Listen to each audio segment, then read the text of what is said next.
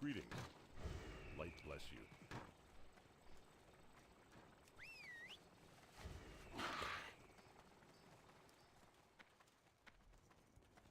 What can I do for you?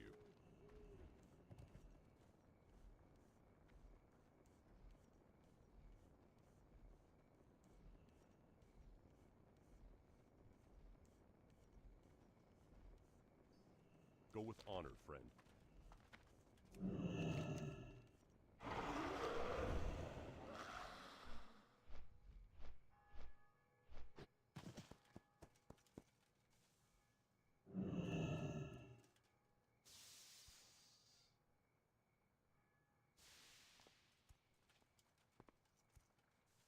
How are you?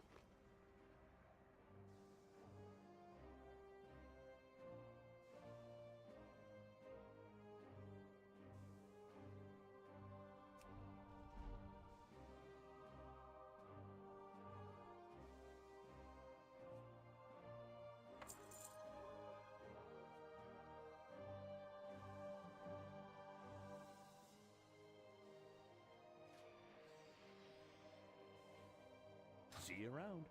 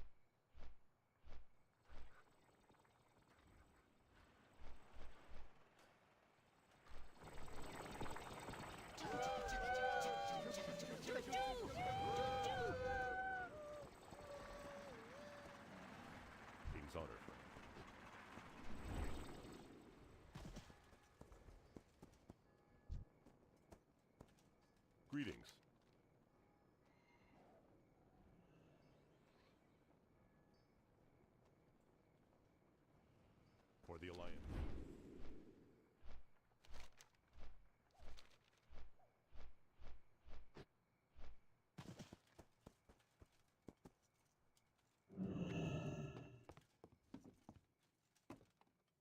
What can I do for you?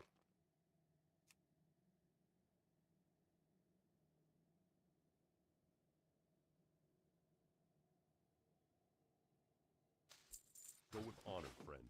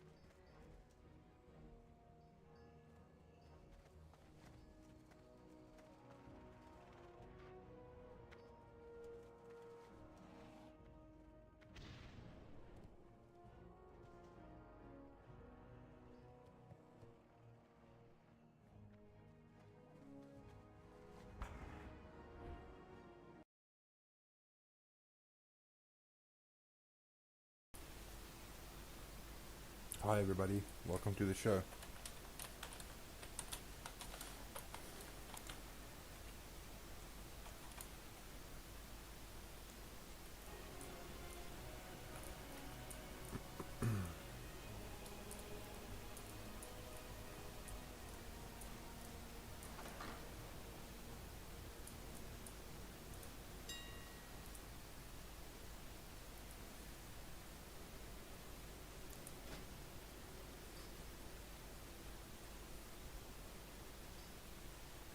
From YouTube, hi, sorry, I can't read your name. It looks like Russian, or it's written in Russian. I can't understand the writing.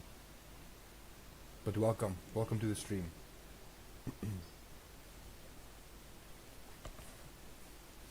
We've basically just been working on our warrior, making him more biz. We've only added landslide today. Massively expensive enchant.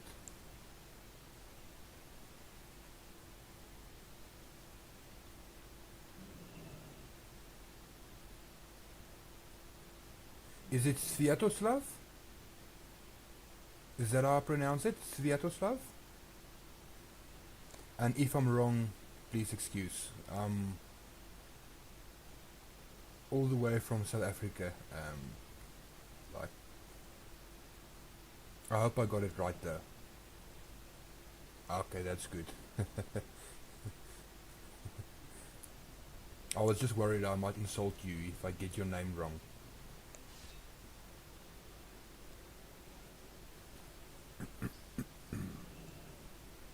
Yeah, so we've been basically working on getting our warrior biz. And yeah, it's been a busy night with the warrior.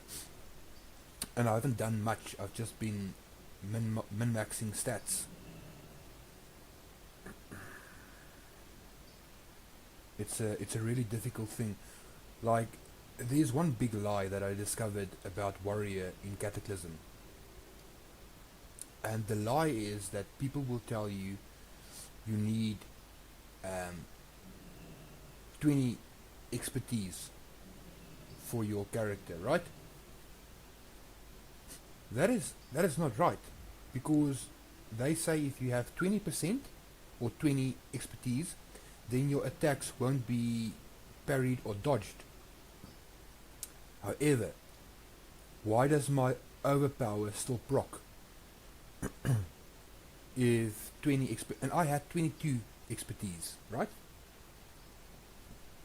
So if they are correct that none of my attacks can be dodged or parried, then why does my overpower still proc? So I think expertise is just a PvE stat. I think it's one big lie. So we've been working away with about 10% of that. Converted that into crit. We added landslide, which gives the 1000 attack power buff. Now we are trying to figure out whether to go for sword guard embroidery, the tailoring buff, or should we just go jewel crafting? I think jewel crafting is the better stat.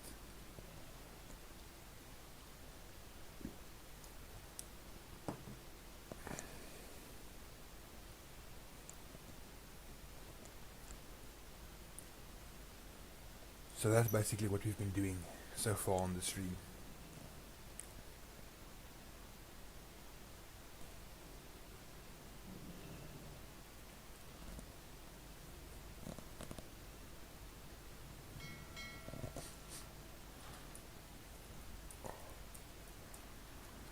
I tell you, Cataclysm is a very strange expansion. For the first bit, this chest enchant, the 40 resilience rating, didn't work. So people were buying this for quite a bit of money, and the enchant didn't work.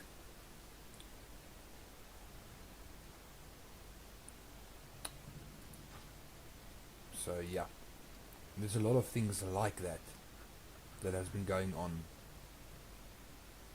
um, in Cataclysm. A lot of weirdness. But basically now I have to do away with mining to gem my character, which will give me like 90 more strength.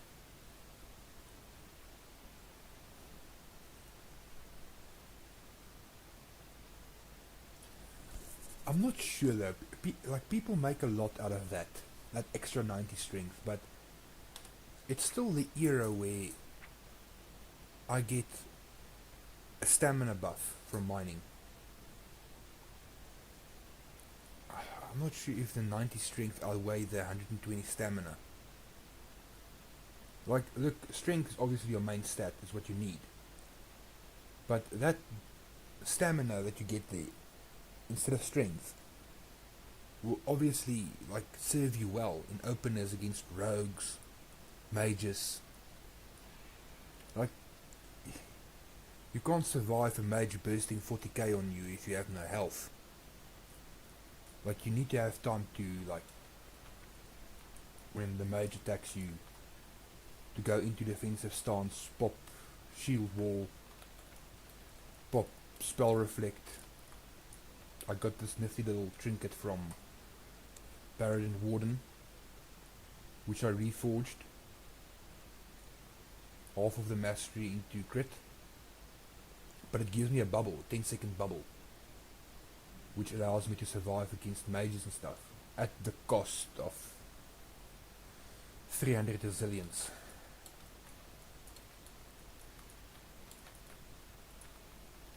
But there's something odd about resilience in this expansion. It doesn't work as intended. Because at one point, like, I had 3,700 resilience. And it didn't do, like, what they said it will do. It didn't function that way. Anyway, guys, I'll be right back. Just need to run to the bathroom quickly. Be right back in like 3 minutes.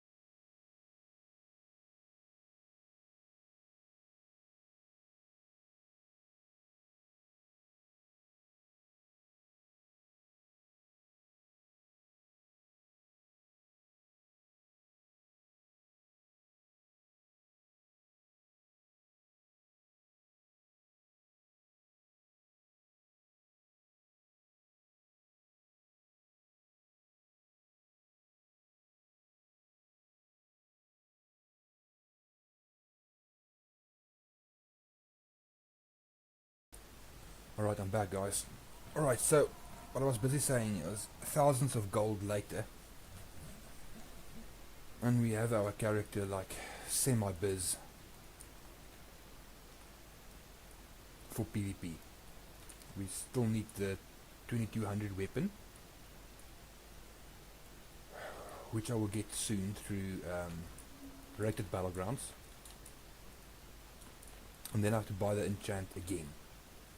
But it's okay because season 2 they're going to buff mastery, and then I can use it for fury. So it's all good. Let's see if there are any rated battlegrounds going on. I also need to like set up a weak aura. I don't know how to set up weak auras, so I can see my landslide enchant.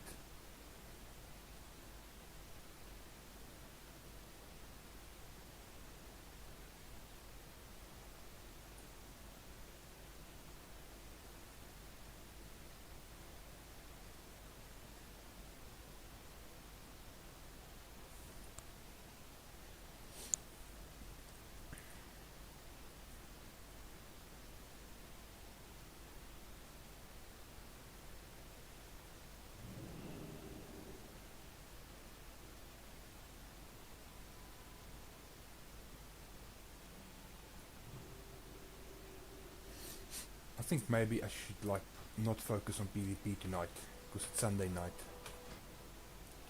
and instead I should like do some dungeons to get clothing material and so on. That's what I think I should be doing. So let's do that. Let's do the PvE side of things so it's out of the way and done for the week to come. I do actually want to attempt raiding. Like all you have to do is study a guide, right? That's all you have to do.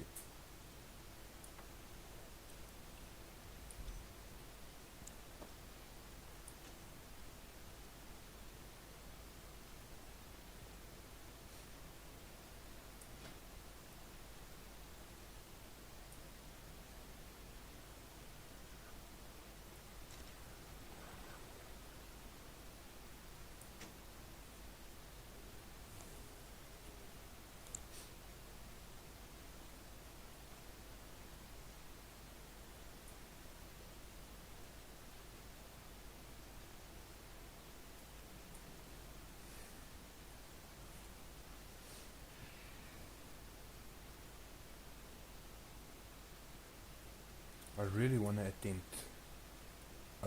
to attempt raiding. I think it's something I might want to do.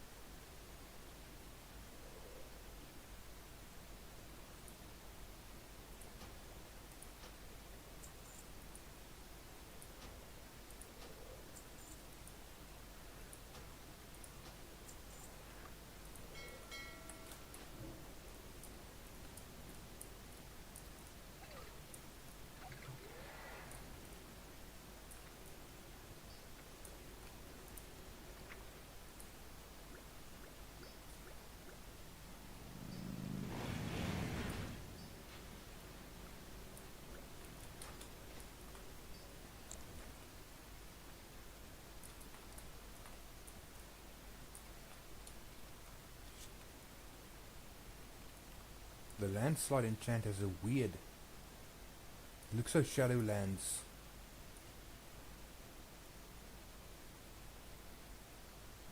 Shadowlands like enchant type thing.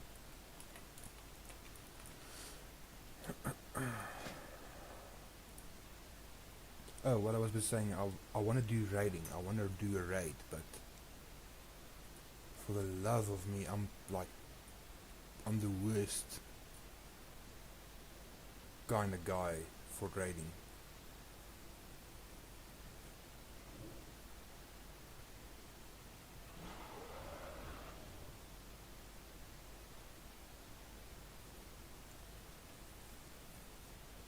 Damn, people are raiding Bastion of Twilight already. That's like the last raid of the first expansion, of the first patch. Oh, no. I was thinking of Throne of Winds.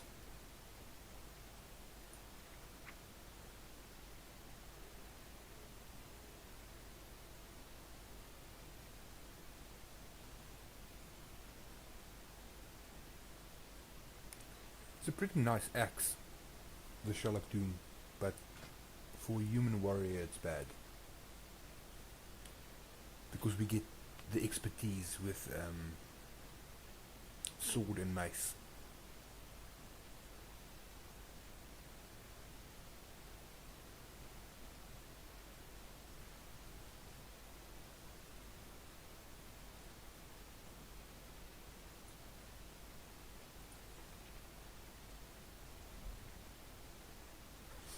Yeah, I first need to install DBM and all those things before I can go raiding.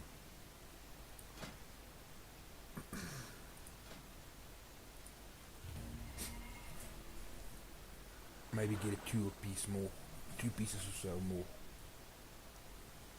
PvE gear.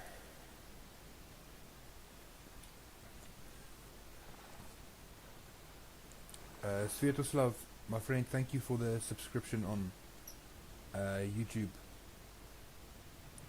It means a great deal to me. Thank you very much.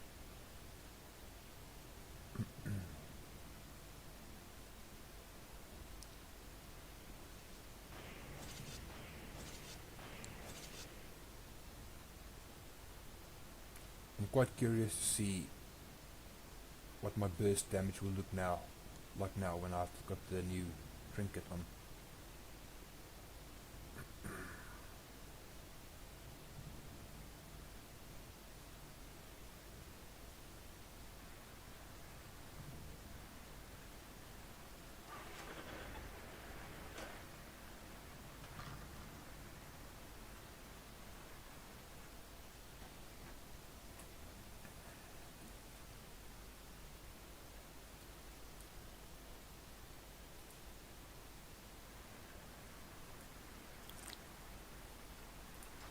Guys, it's winter where I am.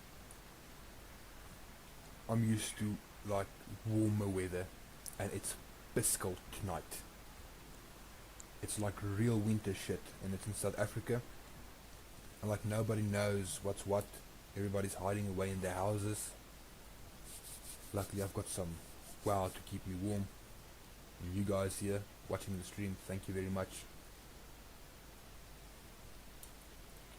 Like, you guys don't know, like, if you follow me on Twitch or you follow me on YouTube, every follow or subscription means the world to me. I highly appreciate it. I'm mainly a PvPer, but I am sort of like getting my gear together for raiding. My PvE gear is not very good at the moment.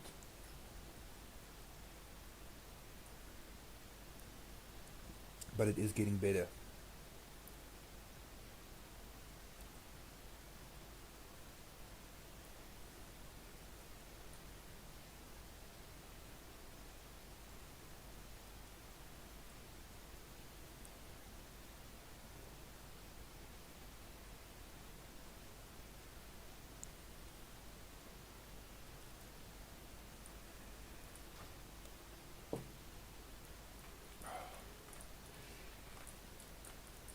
I'm quite curious to see what my damage will look like now. Macros. I've got a special PvE burst macro. Let's see. It's Berserker stance for the extra 10%. Recklessness, yes. And the trinket, which is the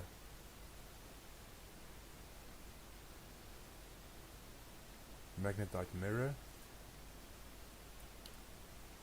Golden blood potion. And bladestorm.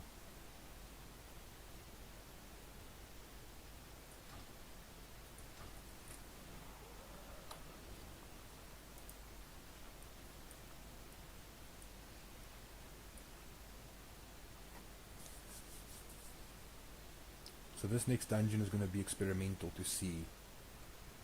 I don't expect my damage to be top because I don't use the PvE. I don't use the PvE build. I use my PvP. So I've got no slam. I've got slam, but it's the delayed one.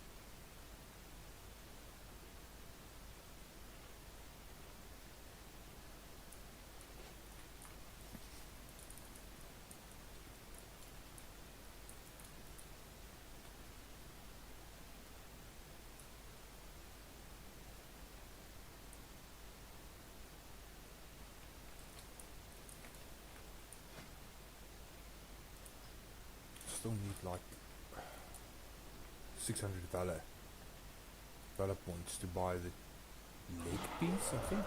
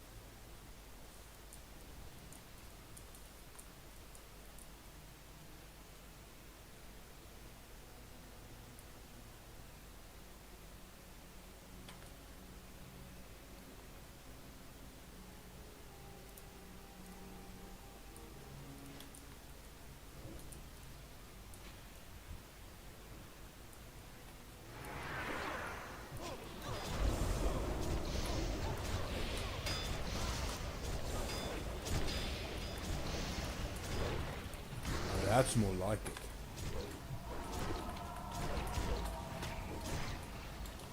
Yo, I'm like lapping the other guys.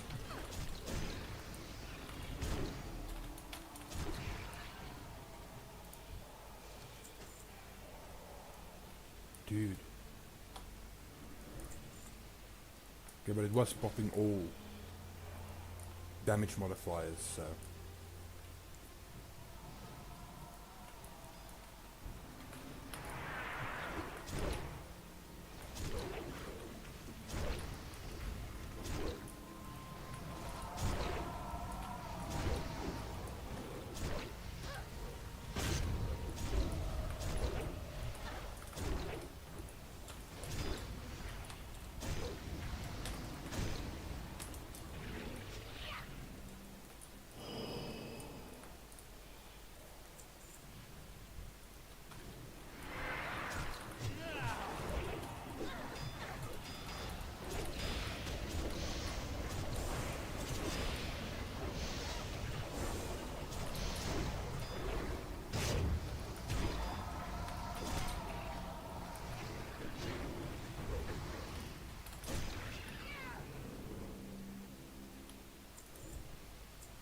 That's really not bad.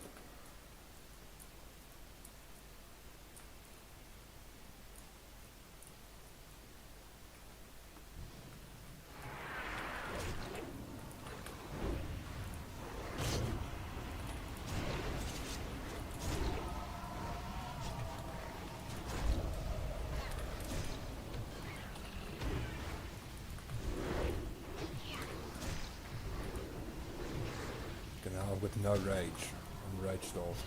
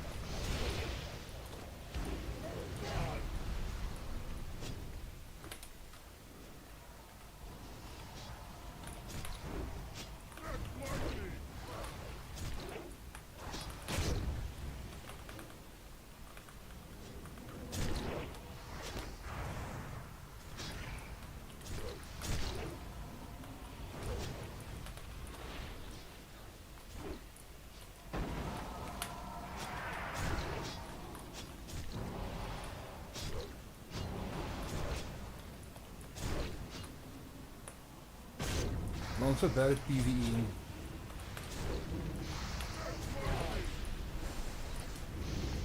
Like, I just don't pay attention to shit on the ground. That's me.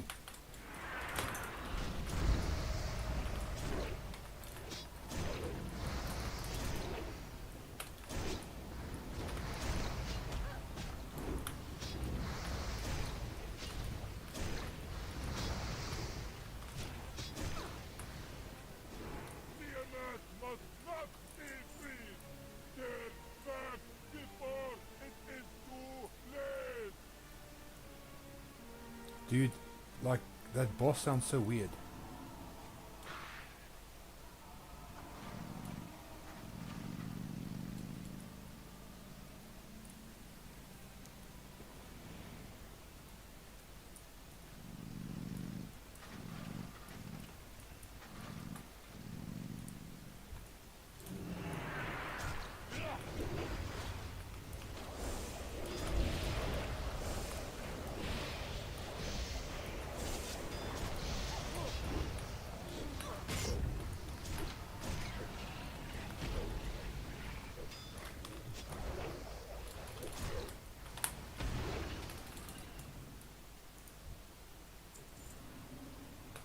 Stand in the fire, DP is higher. Who's ever heard that shit before?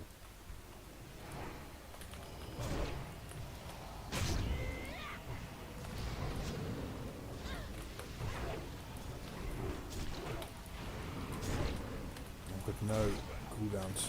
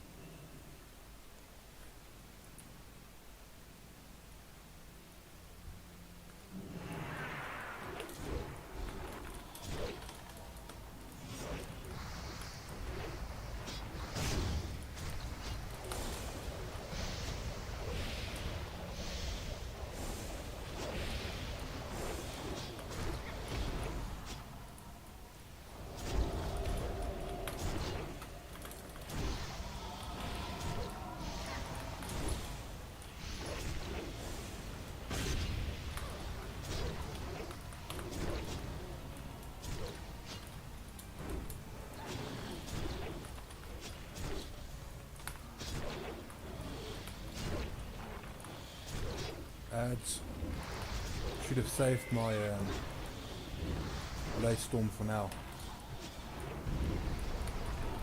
Ads, guys, kill the ads. This thing enrages when you don't kill the ads.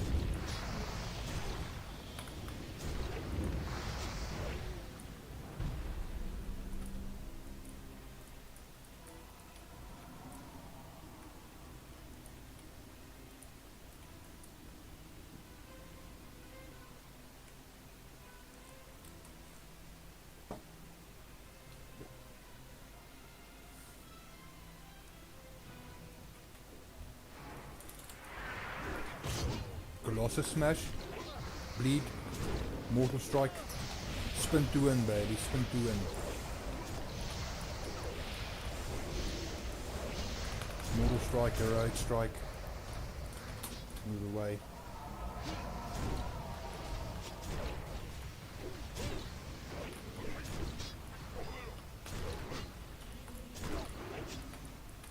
We need Rage. 50,000 crit. That is insane.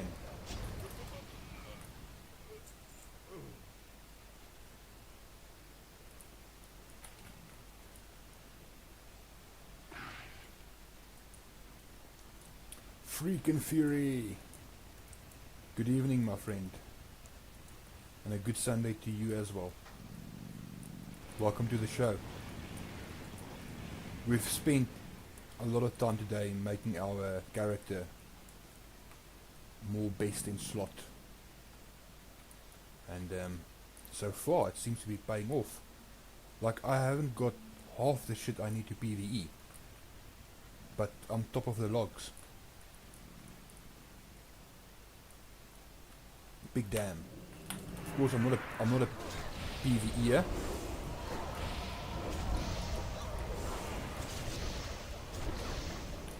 I pride myself in being a PvPer. But since this expansion, the majority of people here are PvEers. I thought, hey, you know, if you can't beat them, like, join them. So I want to do some raiding, but I'm such a PvE noob.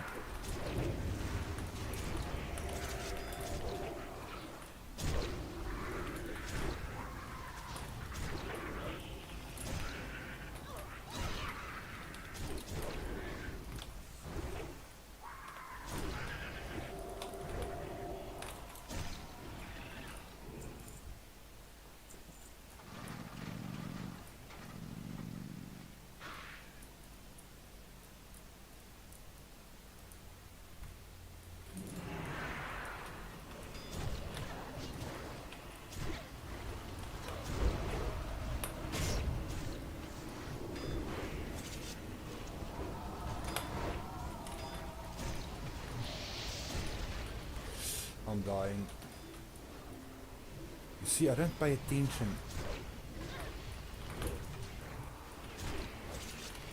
And that's what makes life hard for me to PvE. I'm terrible at paying attention to those things.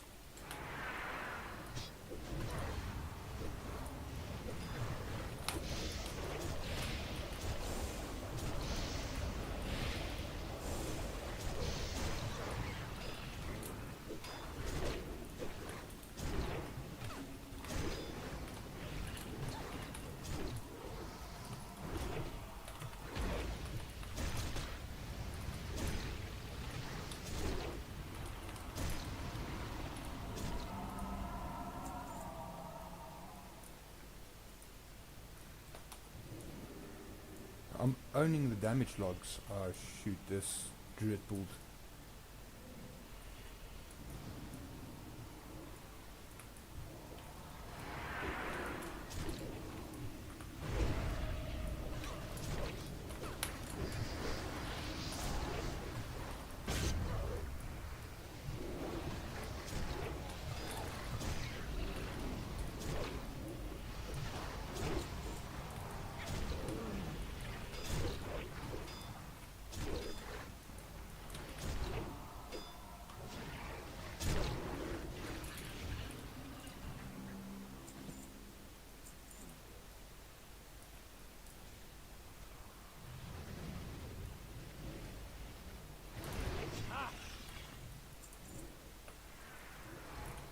This next boss is quite difficult.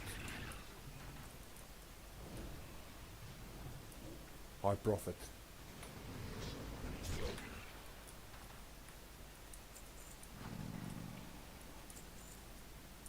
Well, I'm not gonna say it's better or worse. I know that Fury requires a special touch to make it boom. Like, a lot of people will tell you Fury is bad, but it's not, you see, because the stat everybody is shitting on right now, which is mastery, you need oodles of that. If you got a lot of mastery, your Fury warrior will be a god.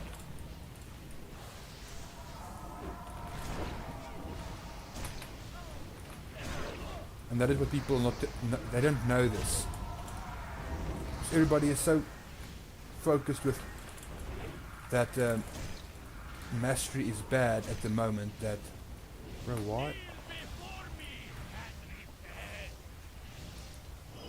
This thing is healing up.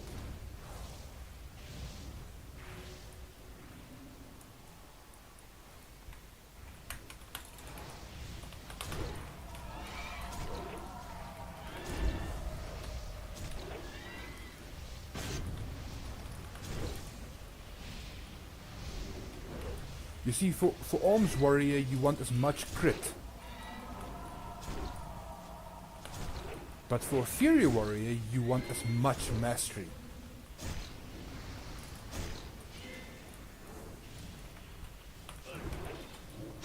I played Fury for a bit early in the expansion, and my damage was insane.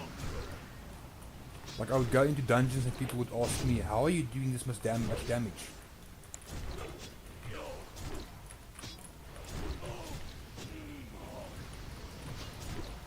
Yep. You can make Fury, and people will have no idea what's happening. They will not understand the damage log.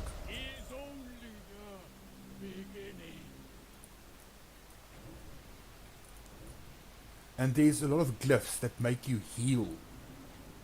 Like, proper.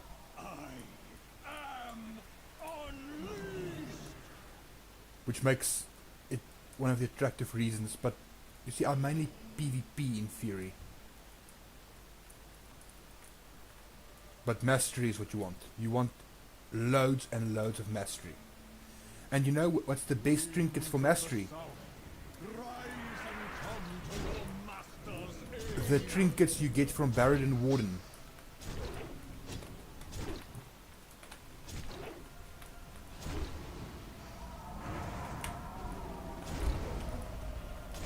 Because they are mastery loaded.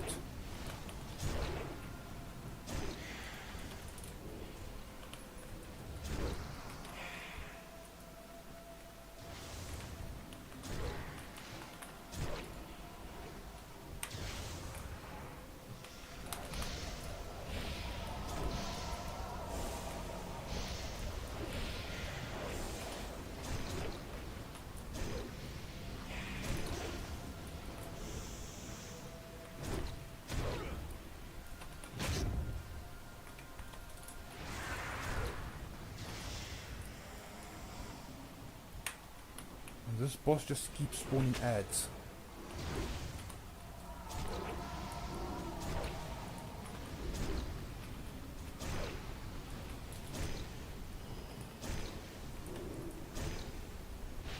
For fuck's sakes, die.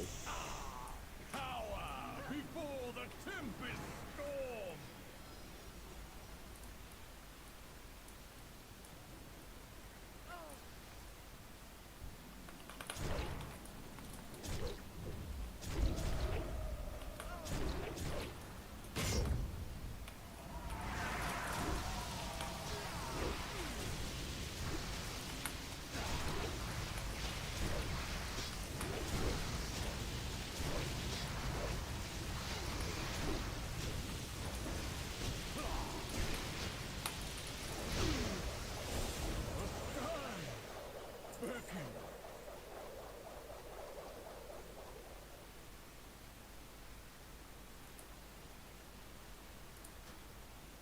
Please give me the orb. I need to craft some gear. Thank you. Dan.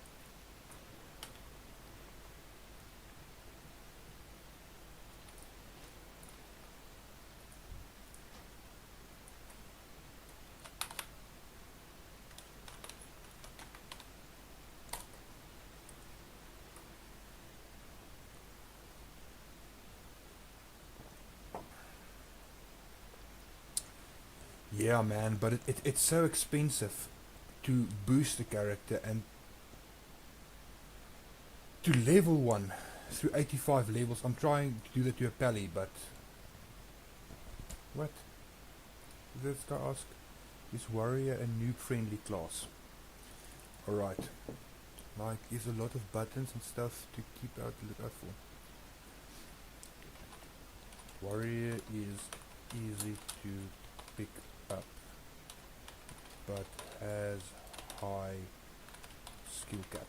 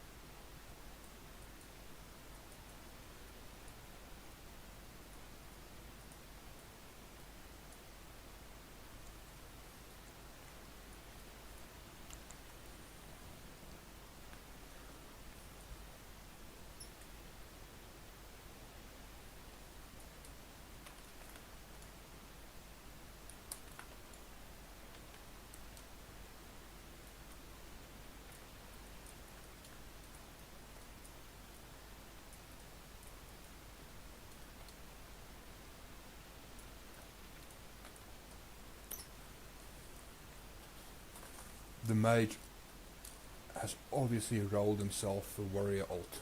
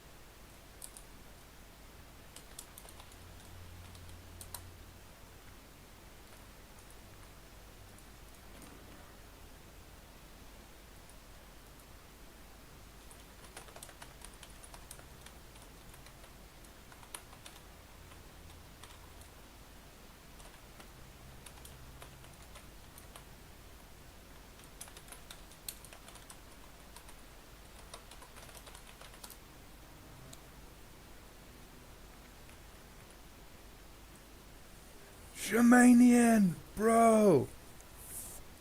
What the hell, man? It's been ages.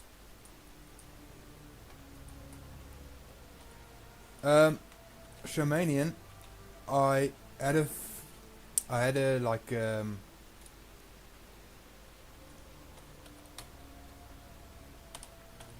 on.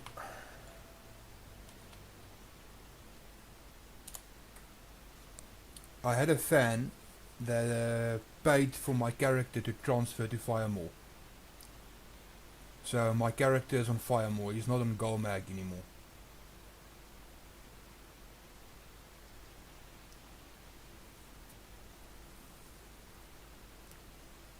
But how are you, man? I popped into one or two of your streams where you guys were raiding. And I talked to you a bit, but I don't think you saw your chat or anything. Oh, you did. You did. Cool, man. No problem. No problem. No, it's all good. When do you guys raid again? When is your next raid? Guys, for those of you who don't know, I was on Golmag, and I was like one of the only Alliance players on Golmag. And Shamanian and his friends decided to gank me one night, and then actually we became very good friends. And I actually want to roll like a horde character to go and raid with Shamanian and his guild. It's just the leveling is insane to do. Alright, Monster Mouse, thanks for the follow. Alright, so one of the biggest secrets about Warrior,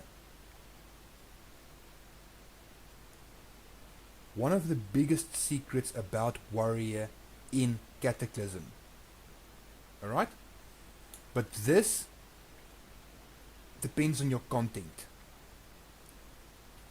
Everybody will tell you that you need 20 expertise in order for your strikes to never miss.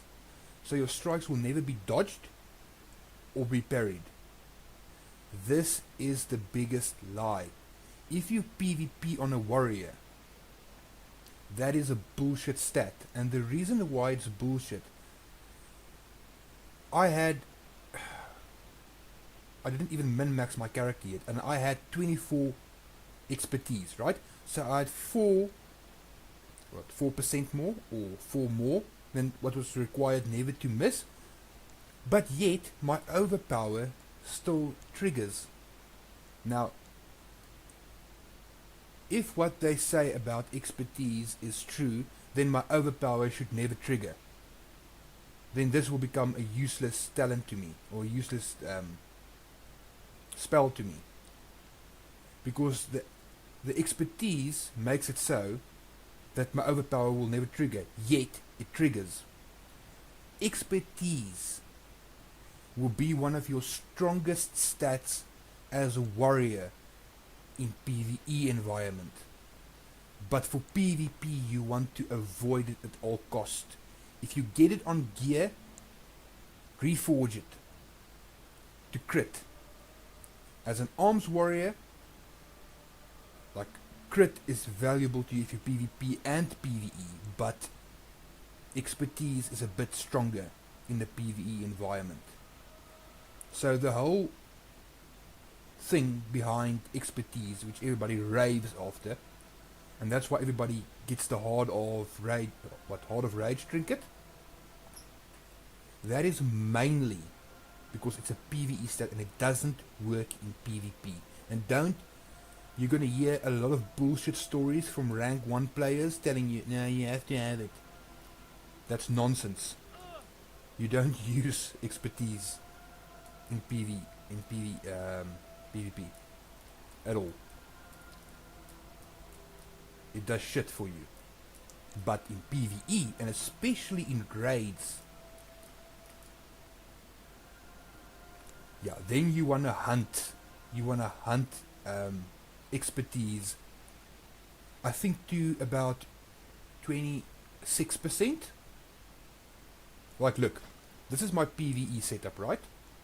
Now, I'm not a raider. I want to raid, but I'm really bad at raiding. But I've been gathering my gear. I've been optimizing here and there where I can. And this is my where is it? Oh yeah, this is one of my expertise builders. And for expertise I've got 24%. And you saw there I didn't get dodged or parried or anything.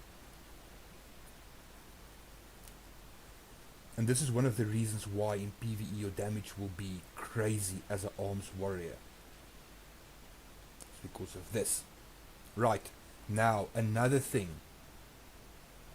You mentioned to me about in the long run, and you want to play a character that is like consistent.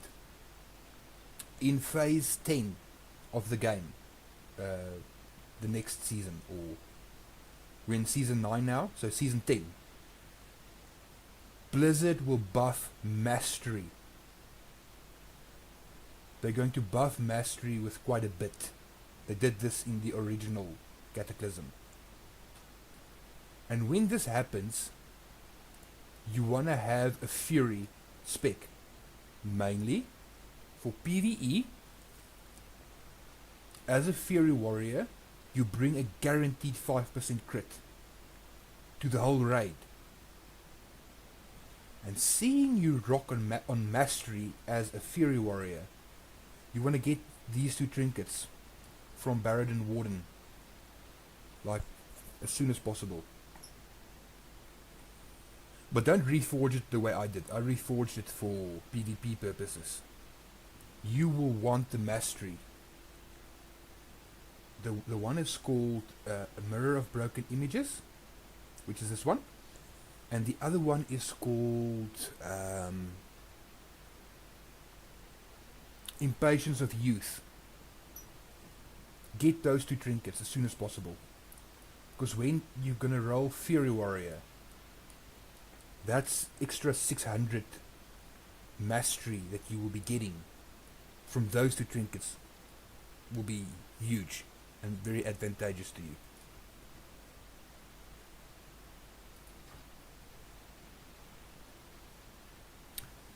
In the next season, Arms Warrior is going to suffer because Arms Warrior do not benefit so much from mastery, which is where Fury Warriors will rise. But let me tell you something, Monster Mouse. Arms Warrior is dull, right? It's a dull spec, especially in PvE. It's pretty boring. You want to play Fury. that is fun. You always have buttons to press because they're going to buff mastery by an obscene amount. You're going to do big damage, and you bring guaranteed 5% crit to the raid, so everybody will want you because of your talent.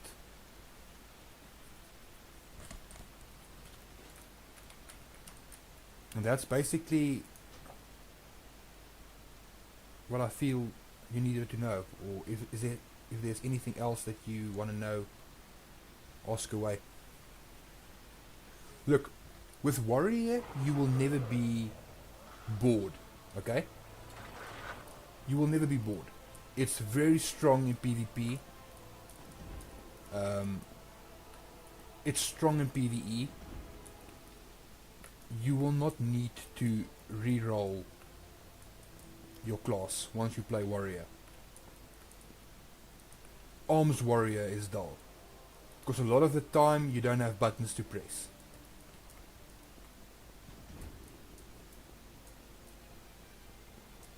A lot of the times you don't have buttons to press. But you saw, like, when we did the heroics now, like most of the time I was number 1 DPS.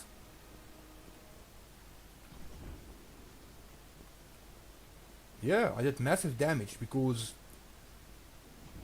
AoE is so insane. My AoE damage is really crazy.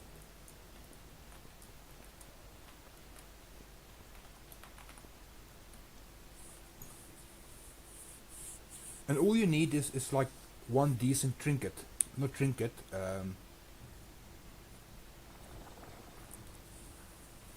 yeah, it's cleave damage, but it's not cleave. I don't even use cleave.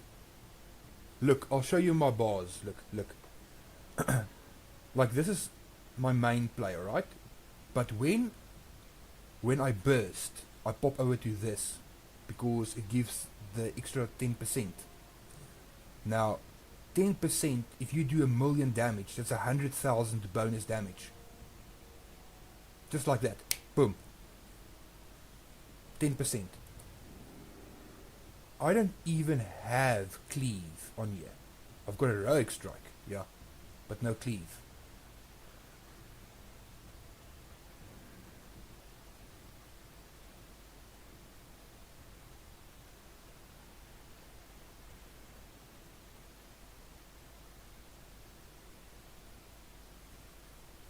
And it's the same thing, like when I go into rated battlegrounds. Like, my damage is so big that healers can't survive on my AoE. Cleave was the main thing in vanilla. Like, in vanilla you had to have cleave, like, everywhere. But cleave doesn't even do the same amount of damage that heroic strike does. And look, I will show you the talent tree, alright? This is what you need to know. Don't follow this. This is a PvP build. Okay? This is made, the specific build is made so I can, like, play against rogues, mages, warlocks. This will keep me alive in the opener. Right? That's why in the arena, as an arms warrior, or in a rated battleground, you will open with a shield and one-hander. But for PvE, you would want to spec into Deadly Calm, you would want to spec into Sweeping Strikes, you would want Sweeping Strikes, trust me. It's very strong in PvE. Just infinite extra hits. You would want to spec into Improved Slam.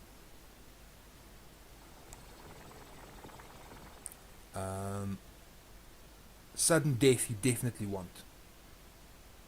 You want to put one talent into Tactical Mastery for when you burst in Berserker stance. So you want one talent in there. You will put 2 talents into Cruelty.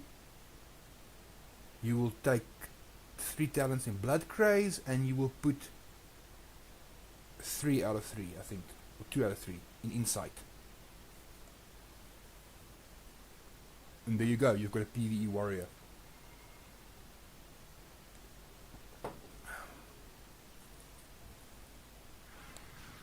But lucky, Monster Mouse, before season 10 starts, I will convert my, because right now I've got a prot spec,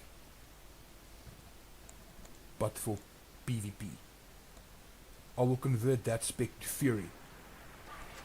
I've already did the whole theory crafting on the whole thing. I've got everything that you need. I will show you it when the time comes close.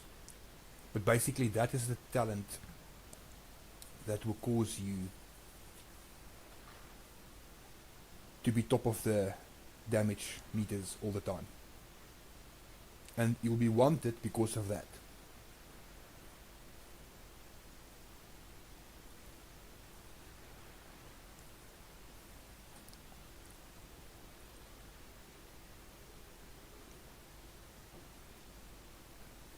Monster Mouse, thank you very much, man. Thank you for the follow. You have no idea how much I appreciate it. Likewise, my friend, likewise. Have yourself a good evening, sleep well. Come say hello again whenever you are online. Right, guys. So, yeah, that is the whole theory crafting behind Warrior.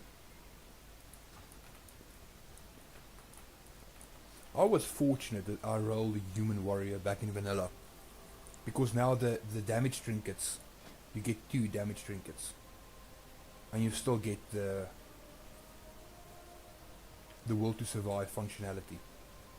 So that is a big extra.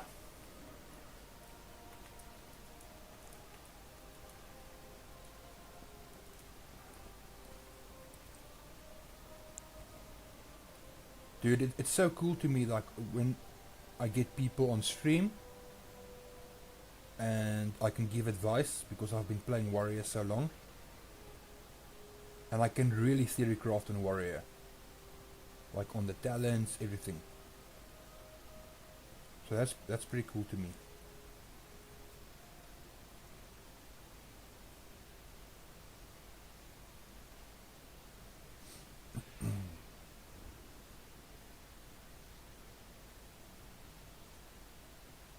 Anyway, guys, how's your Sunday going? I hope you all had a nice peaceful day and relaxed with the family and friends. Wherever you are watching, if you're watching from YouTube or you're watching from Twitch, thank you very much for choosing my channel, for being here with me. It really does mean the world to me.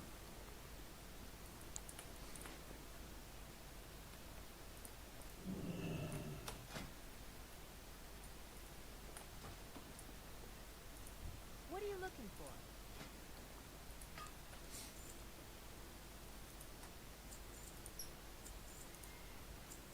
Just sell some of the scrap.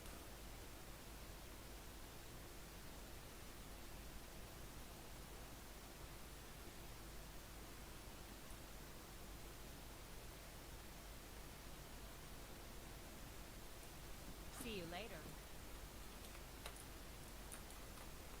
I think we should queue another dungeon so I can get more orbs. I actually need 3 Looking for something specific? 3 orbs. Dude, this Fury of Anger Forge trinket is so expensive and it's not worth it. It looks worth it, but the stacks doesn't work out, they fall off. The moment you get a non-static fight, you lose stacks on this. Like off of the bat, if you look at it, it looks like a godly trinket. And even I wanted to like buy this for PvP, because look at that. But just the stacks fall off all the time.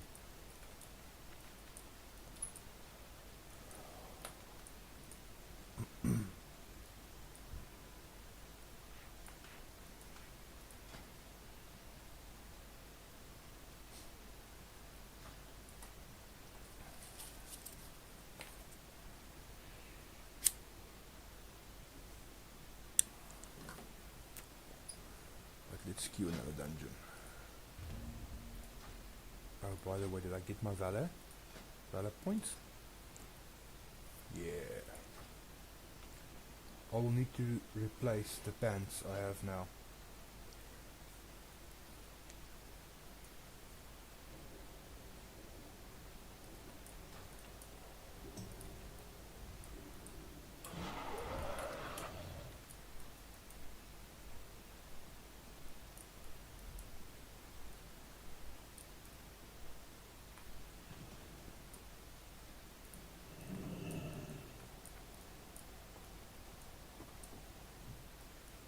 Ugh, wrong place.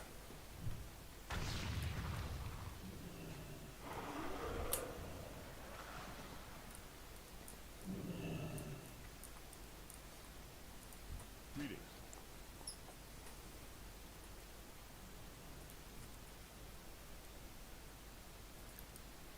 Let's see. I want to get legs, right? Yes, I can buy legs and hands without needing tokens. And chest. So I can get 3.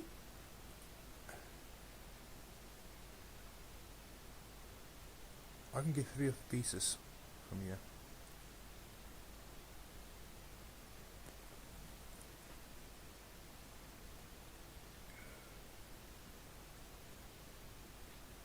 They're expensive though. They're really, really expensive. How many valor points do you get from?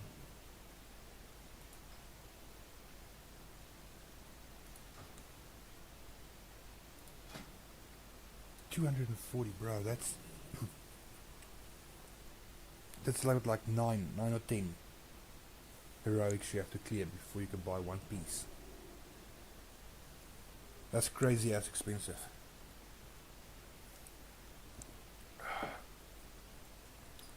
And some of these gear pieces you can sell on the auction house.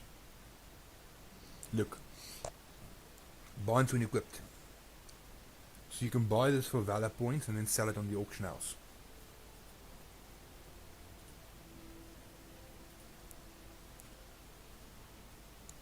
This is bind when pick up though.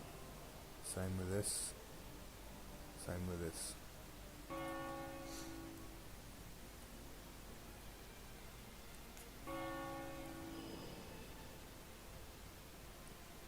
Dude, this trinket is shit. For PvE, this is shit. You don't want this trinket at all.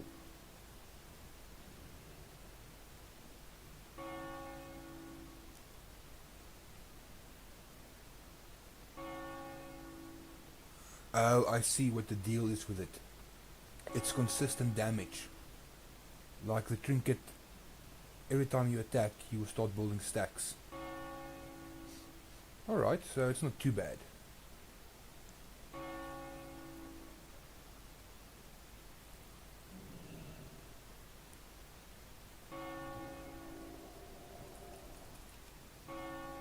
Light bless you. But the Barrett and Hold trinkets are very good as well.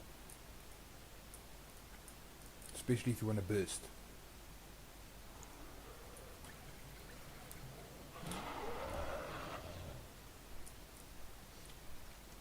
The Impatience of Youth trinket is very, very good.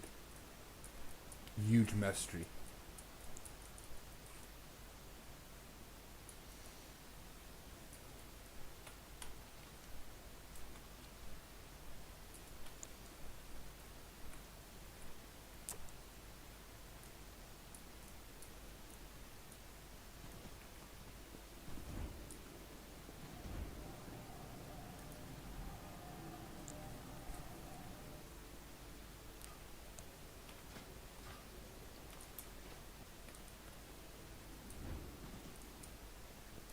Hey there.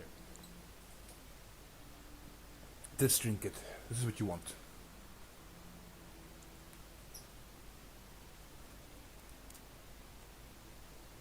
Will give you some big booms.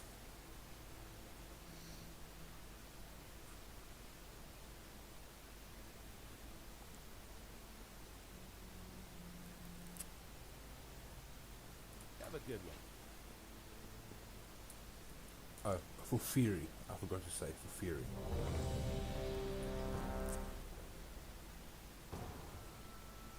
Otherwise you want to prioritize crit.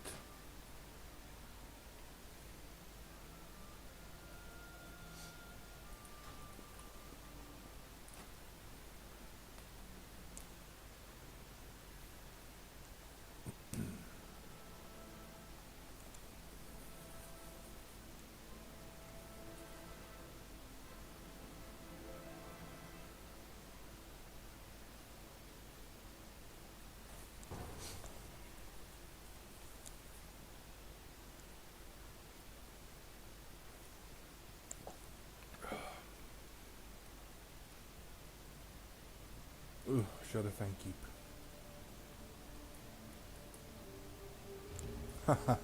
That's what I thought. The moment Shadowfang Keep pops up, they leave. That and Dead Mines. The Dead Mines fight, especially Vanessa Van Cleef, that's a really, really hard fight. For a dungeon.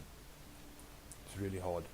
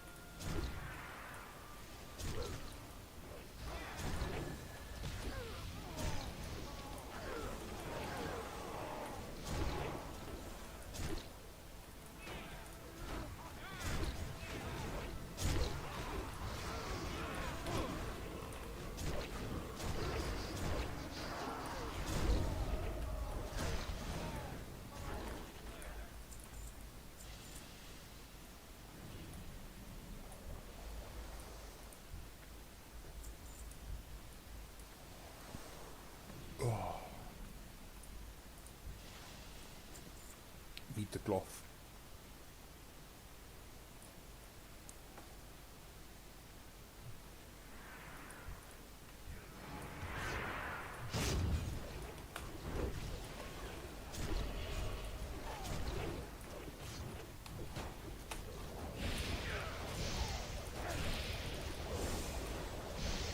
Now this boss has a mechanic which can kill you. I'm not sure that asphyxiate, that's the thing. Dude. And now the healer has to heal you up. And if anybody misses a kick, it's wipe.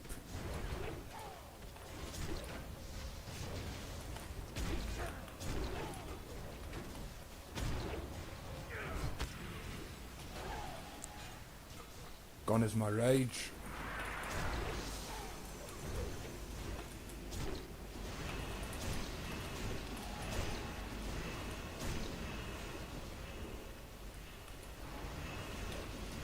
Get the executes going. That specific fight, man.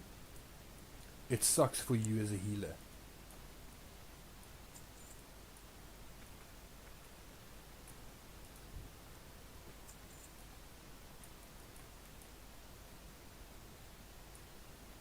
You don't want to be a healer in that fight. Because you've only got like a brief, like 3 or 4 seconds, and you have to heal everybody up.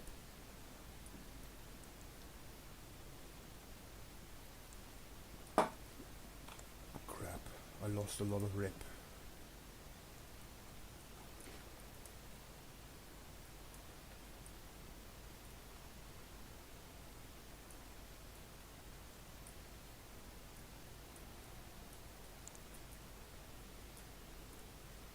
No, it's the upper one, I think. Yeah, here he comes. It's the upper one. Ain't you a chipper-looking one?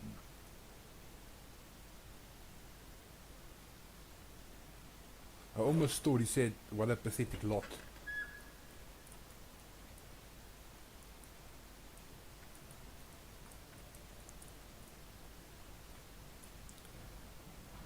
Look at this shit.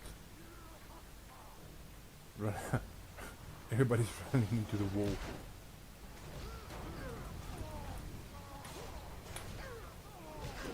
Oh, I've got no rage. Because we are cheesing the fights, that's why.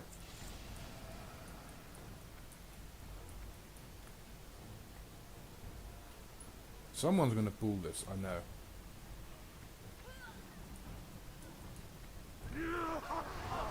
Oh crap. Heal! Healer!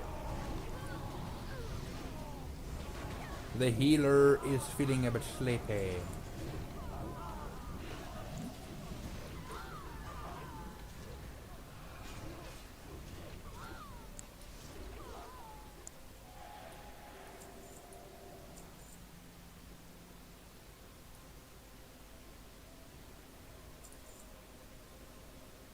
It's ironic. His guild name is Rip.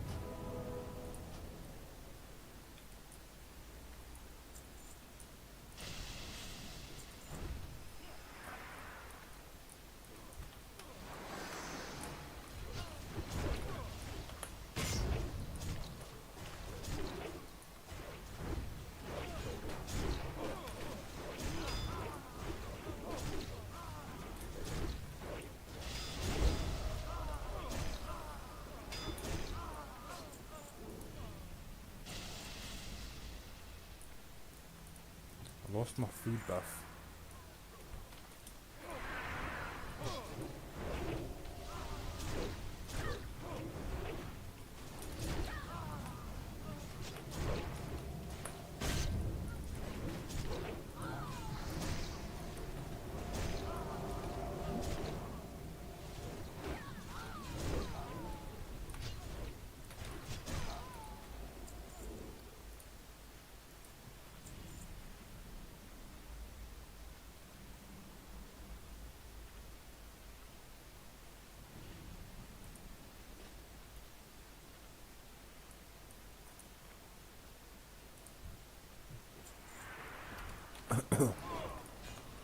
Oh, we have a warrior tank.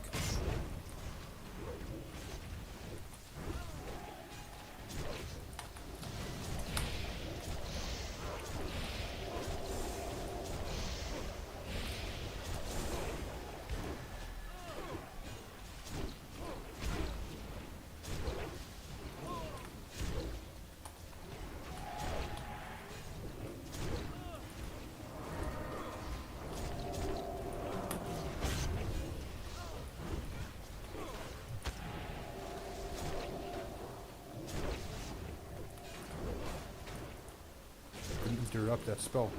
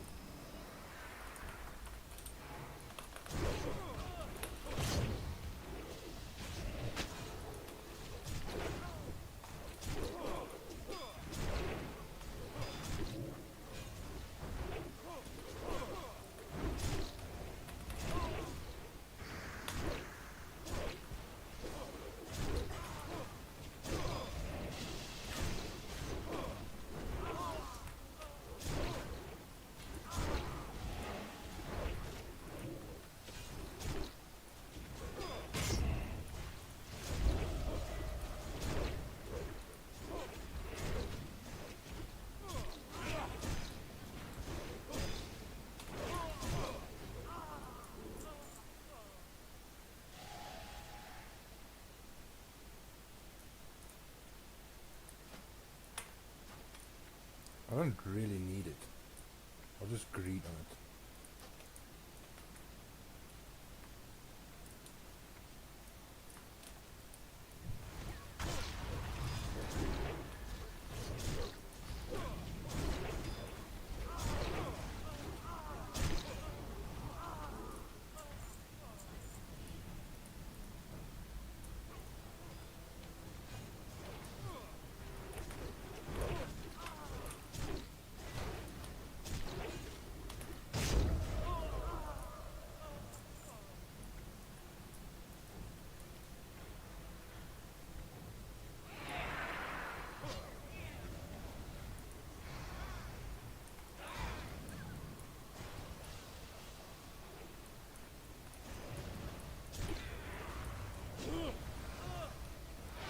Oh, this is messy now.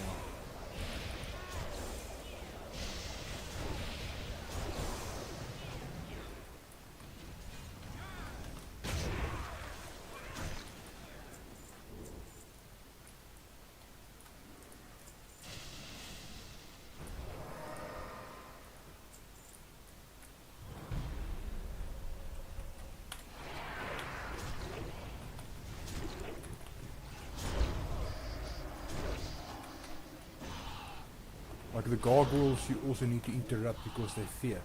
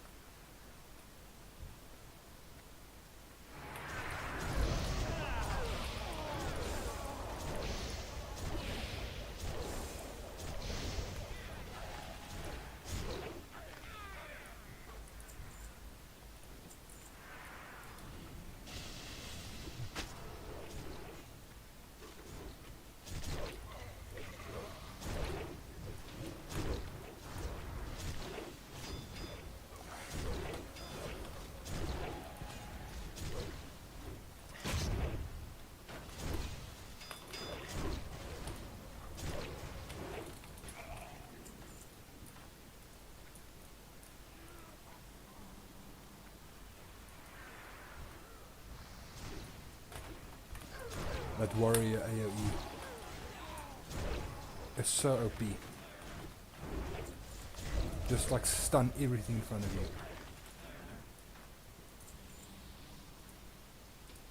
It's really, really, really strong.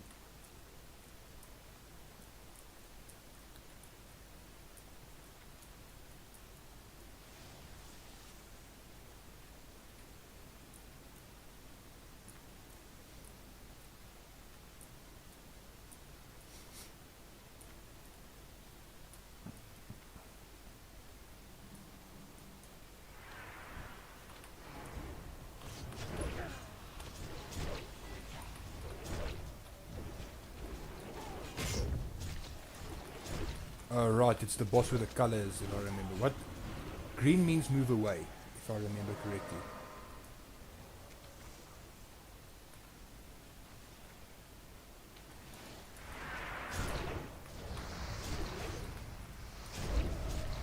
And I believe that red means burst.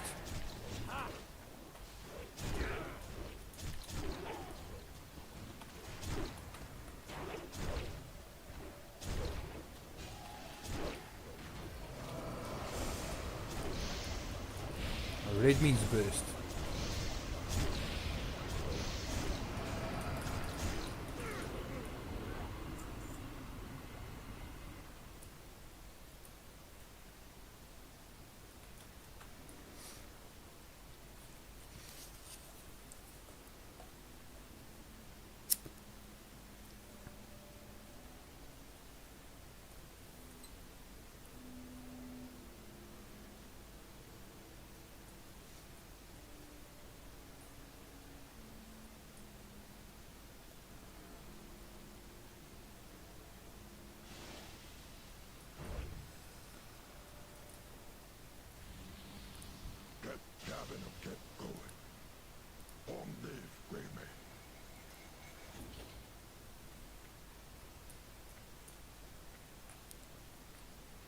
Personally, I'm not a Gen Greymane fan. I'm not a furry though. Don't like the furries.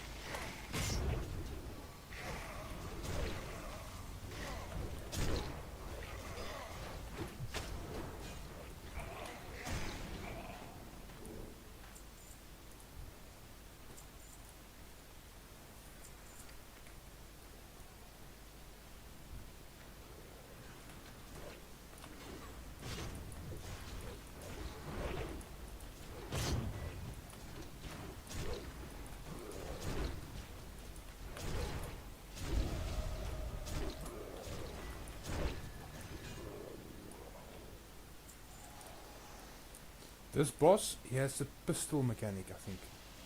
Where he shoots like rapid fire.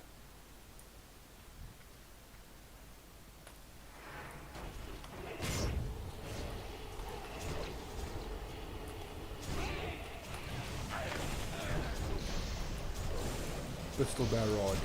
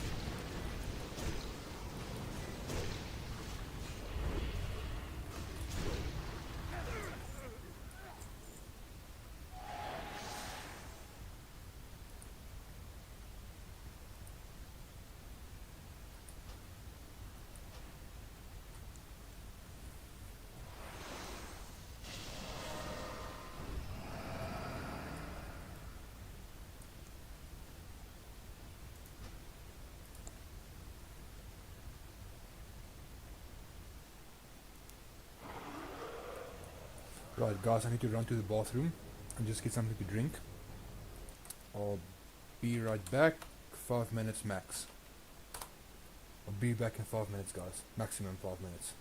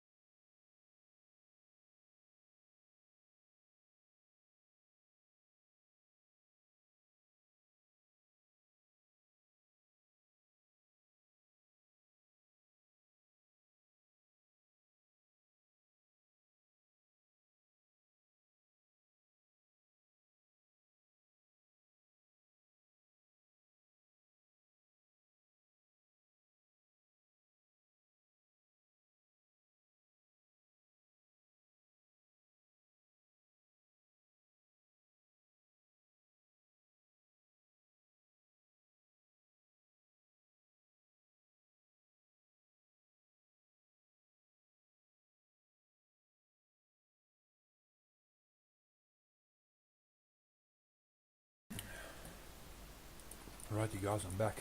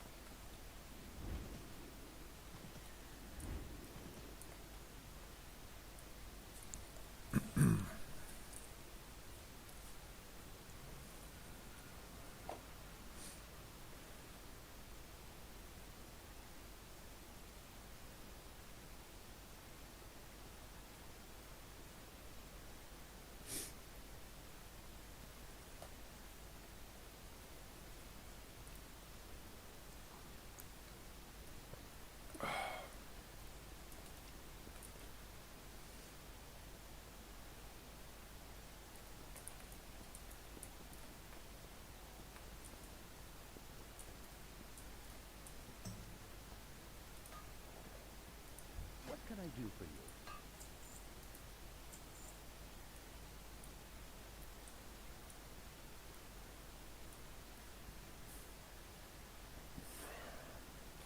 See ya.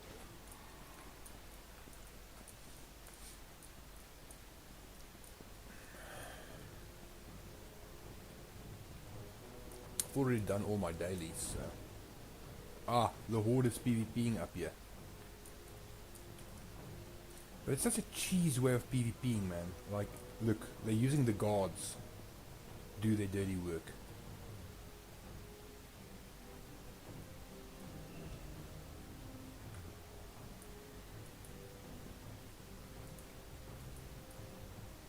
Nasty hordes.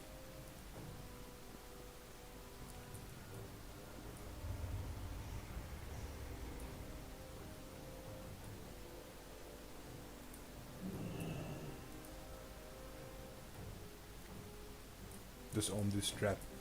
I wonder how many people know you can actually disarm traps.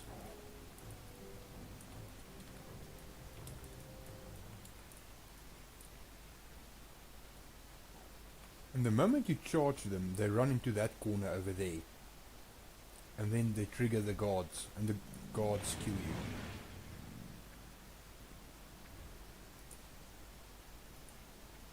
Even if you if you hit the pet, look, it triggers the guards.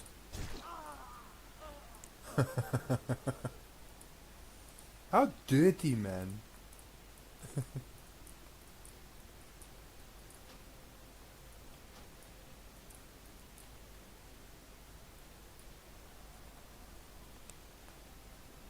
Like, people will always have a way to, like, cheese some shit. I don't know.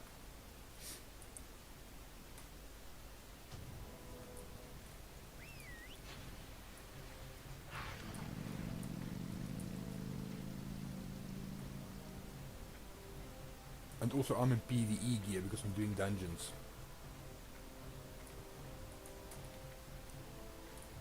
I might want to stay away from there.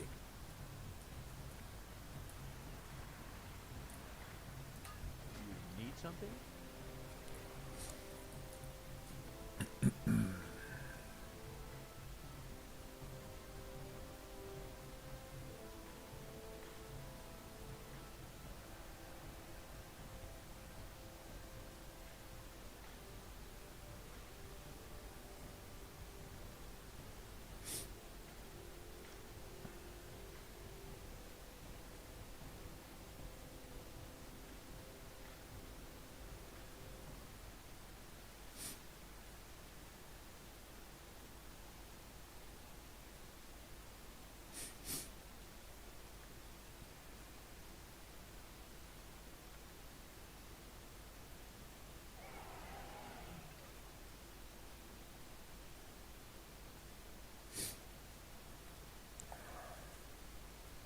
Safe travel.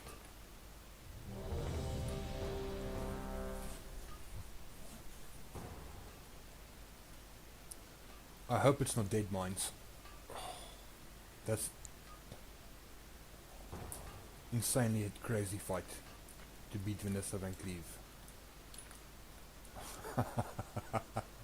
Oh no. You can see people leaving. I'm pretty sure of it. Yup. 2 people left.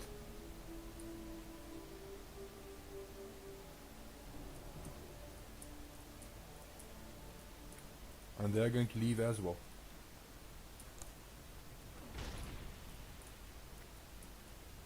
Like nobody wants to do the Dead Mines fight.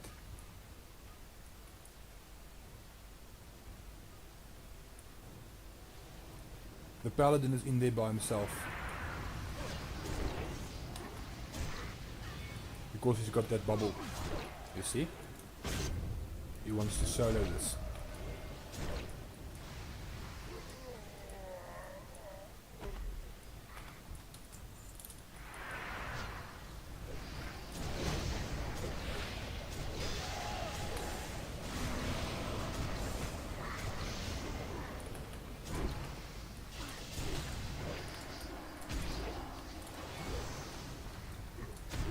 Dude, I put on like 3 times the amount of damage any of these other guys could put on.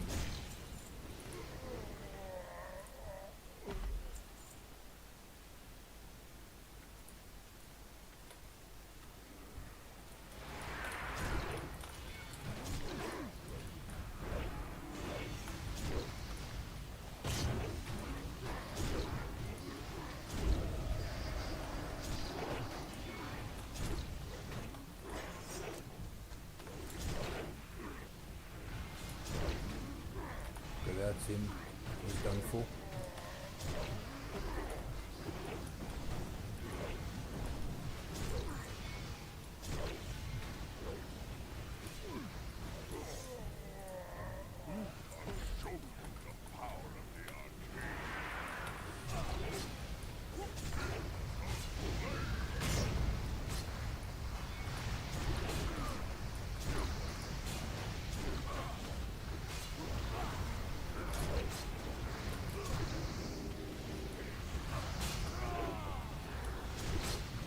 You can't interrupt his attacks.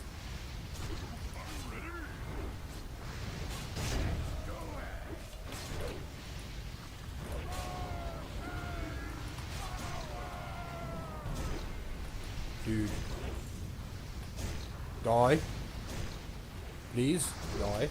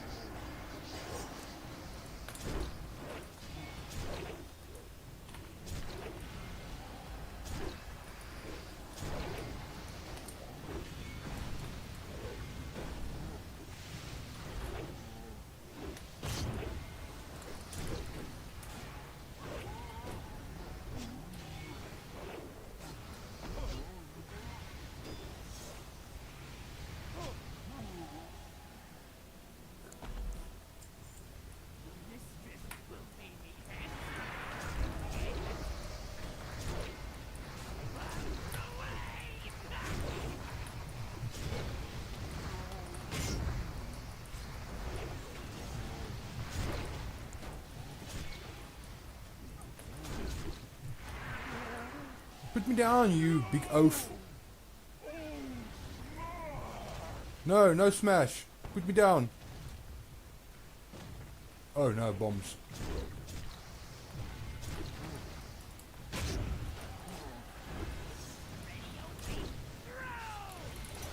Spin to win, baby. Spin to win.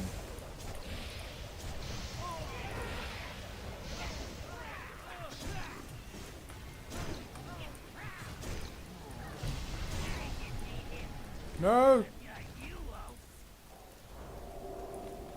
I don't want bombs attached to me. Shit.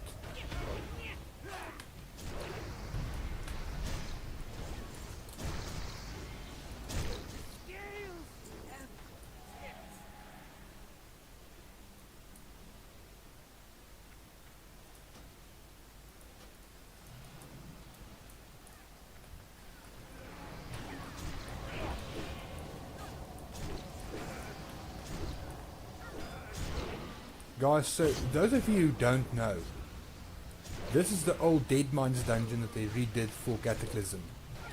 And it's one of the hardest dungeons you will ever do in the old world of WoW. It's insanely difficult.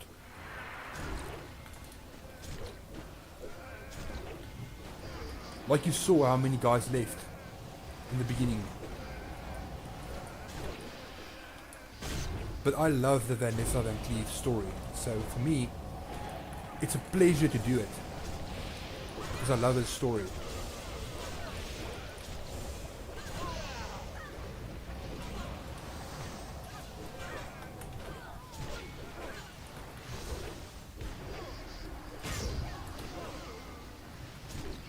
You will see a storyline as well, I think, in this dungeon. I'm not sure though about the storyline. But there was a part where you quest with Anduin, young Anduin, in this expansion. And then they tell a story about how she watched her father being killed by the Alliance. Like, I'm really into that type of thing. I like WoW lore and WoW, everything about WoW. Its stories. You know, it took a lot of effort to write the Van Cleef story. And to this date, like, there's a lot of people that are like into the whole Scarlet Crusade, Van Cleef type of thing. This next boss fight is just so hard. I remember in the beginning of the expansion, I tried to get this mace from this next boss.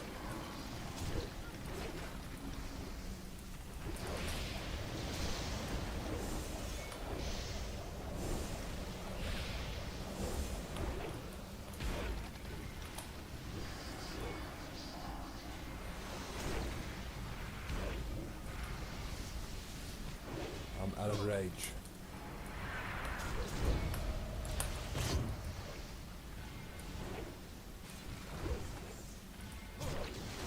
What? Tide popped.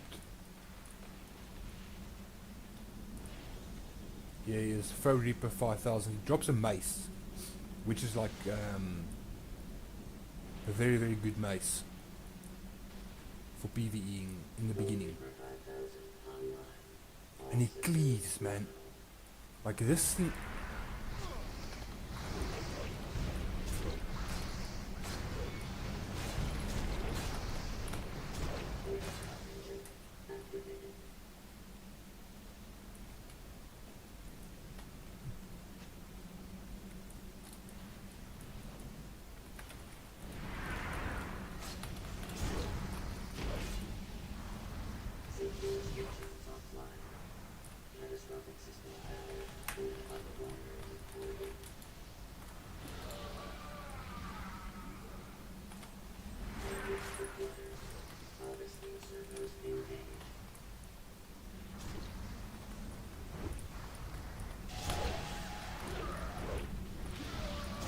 I hope I don't die here.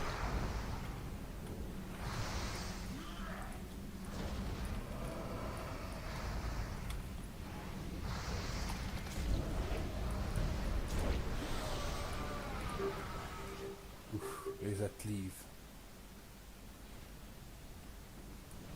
You have to kite that in that specific instance.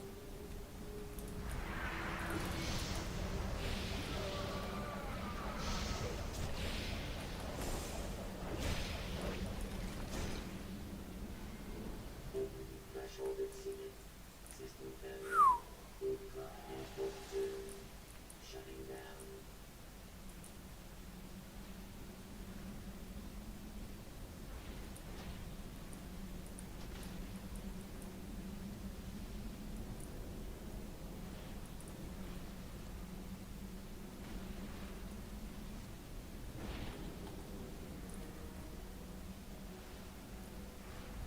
Why did the shaman even greed on that? It's a two-hander.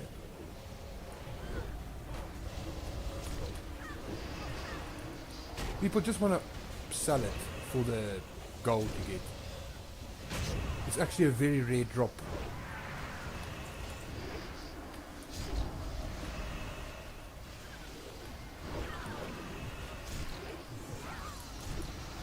Dude, I need Blade Storm to pop now.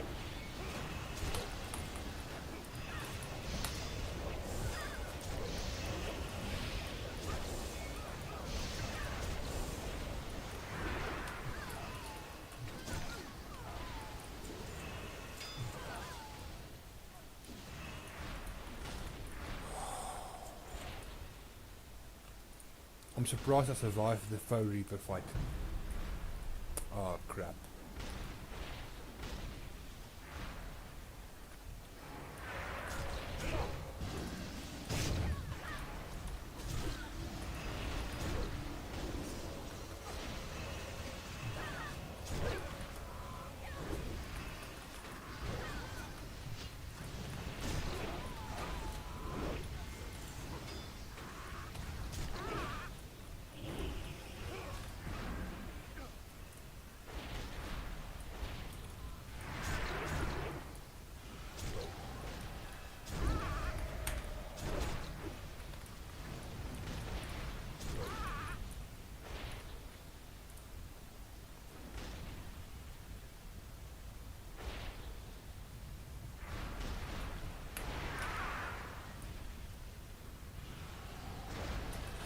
Ugh. And these fights are so dodgy.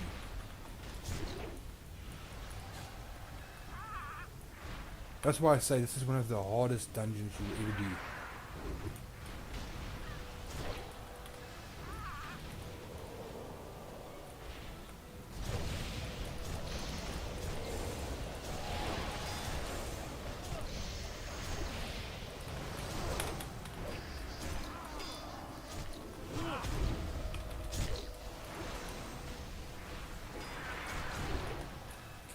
Don't let him use the cannon.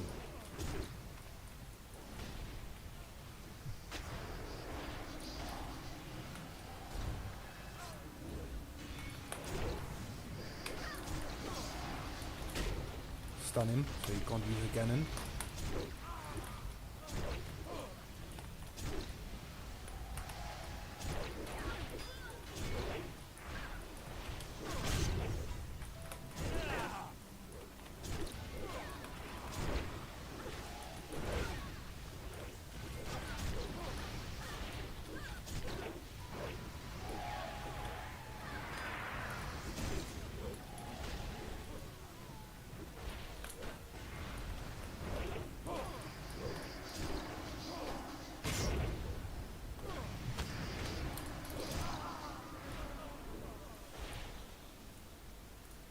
$47k hit on that guy. Not bad.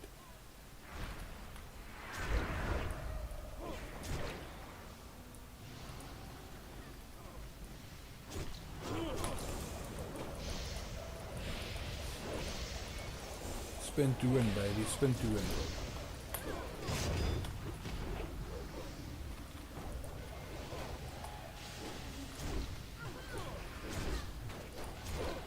What's hard for Warrior is this is a very difficult fight to sustain. Because you are always out of rage right here.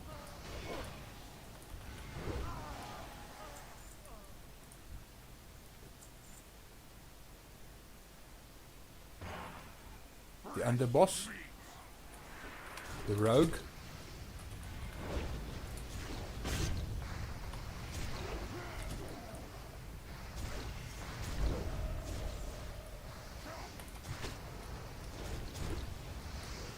Feel that chill running up your spine. The fog is rolling in.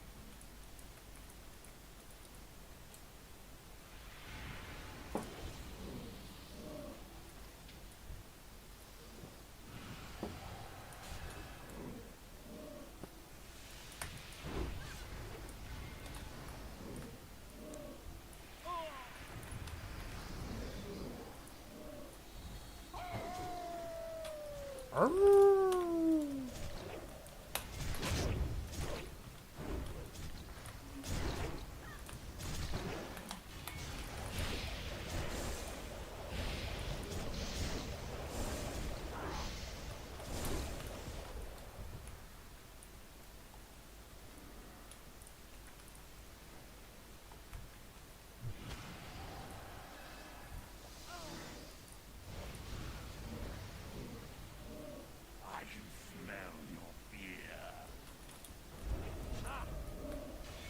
Dude, I'm Azeroth's champion. I do not have fear, don't you know?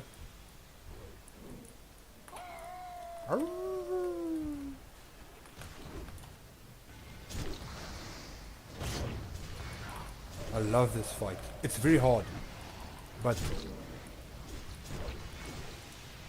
I really like the Vanessa Van Cleave thing, the storyline behind her generals. You know, she took an entire base by herself, or with a Scarlet Crusade people in West Vale, and you couldn't, as a champion, you couldn't do anything against her. She spared your life. Vanessa Van Cleave spared your life in West Vale.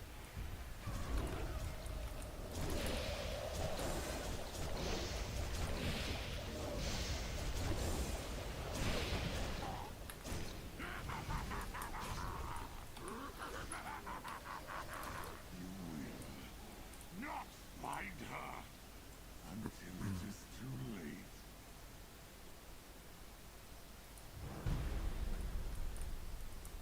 Here it comes. Oh, there's another boss, Captain Cookie. Forgot about him. This is a weird fight. He basically throws you with food.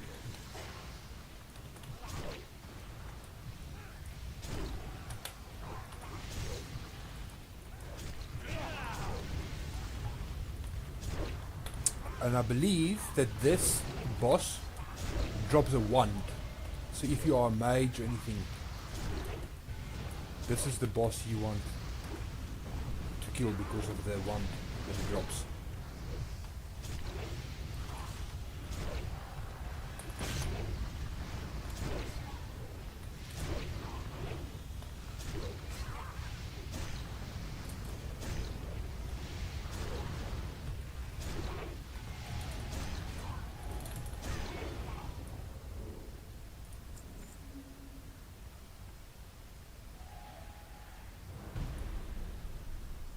Hier comes Vanessa Van Cleave.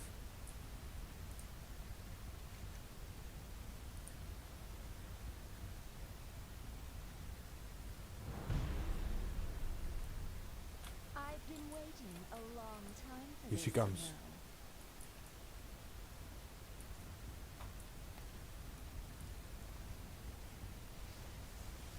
Biding my time, building my forces, studying the minds of my enemies. I was never very good at hand-to-hand combat, you know. Not like my father. But I always excel at poisons. Especially venoms that affect the mind. Take a good look, guys. One of the best fights in the game.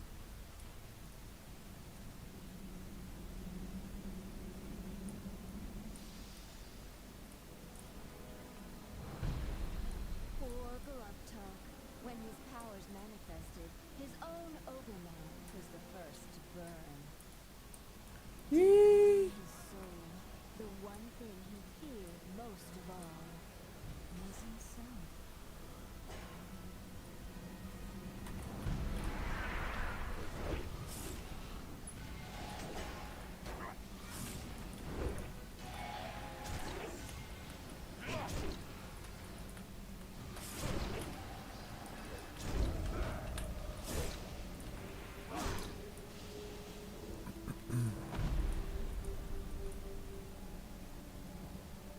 Most rogues prefer to cloak themselves in the shadows, but not Helix.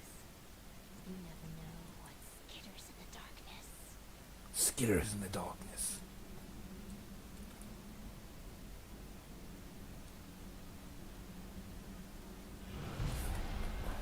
Oh shit, I've got no rage. Oh crap, and the spiders. Spin to win!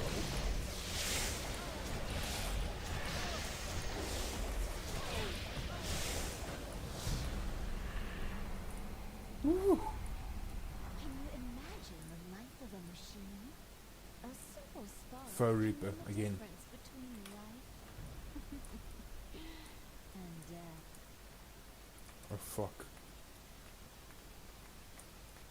Like, this thing is so hard to...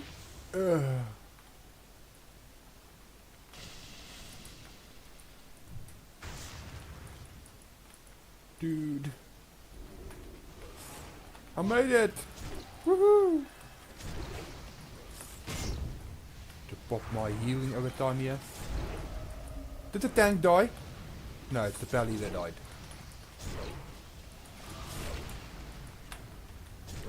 Woo!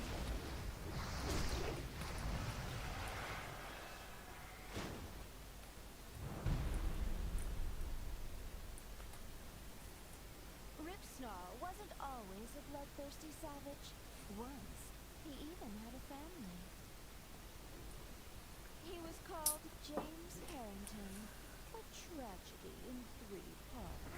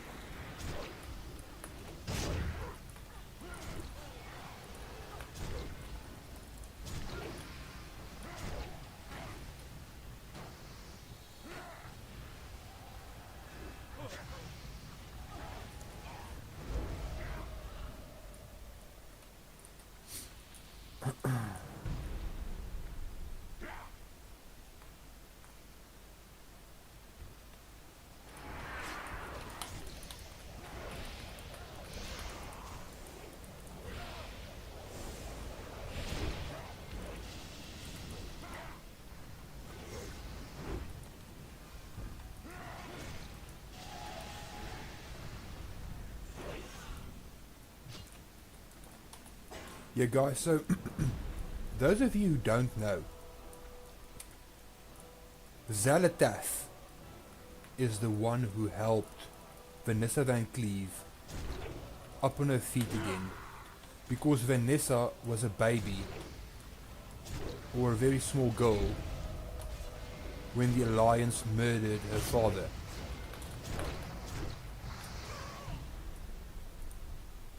When they murdered Edward Van Cleve. Edward was not supposed to die. Edward was doing I will not share my like good father's work. fate. Your tale ends here. Did you really think I would come to this fight alone? Nope. Never expected it.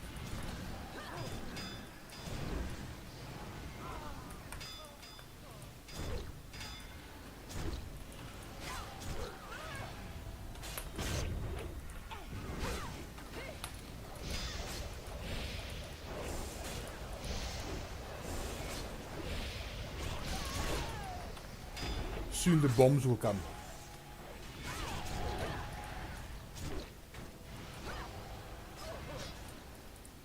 Fools! This entire ship is rigged with explosives! Enjoy your fiery deaths!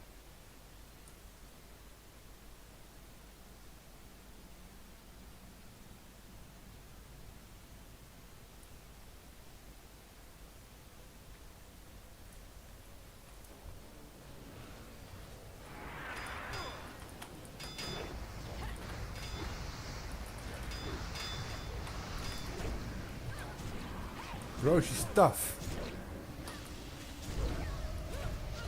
She's like 5v1 us here. 5v1 here.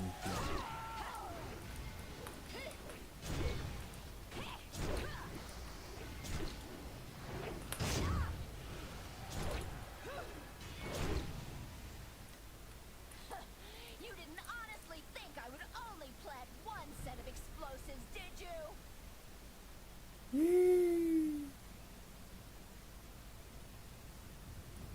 Shit.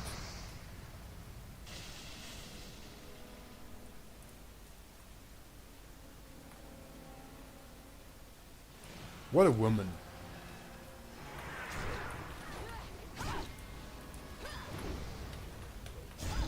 Like, people get angry at me if I say what a woman in the dungeons.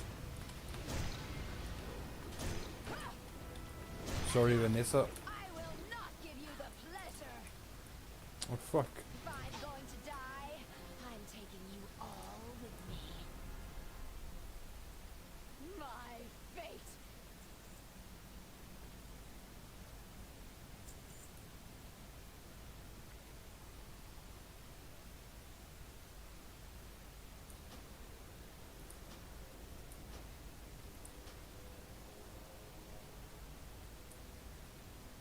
Please give me the orb.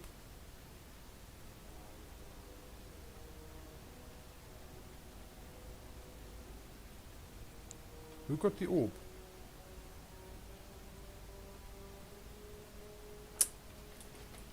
All that hard work, I didn't even get the orb.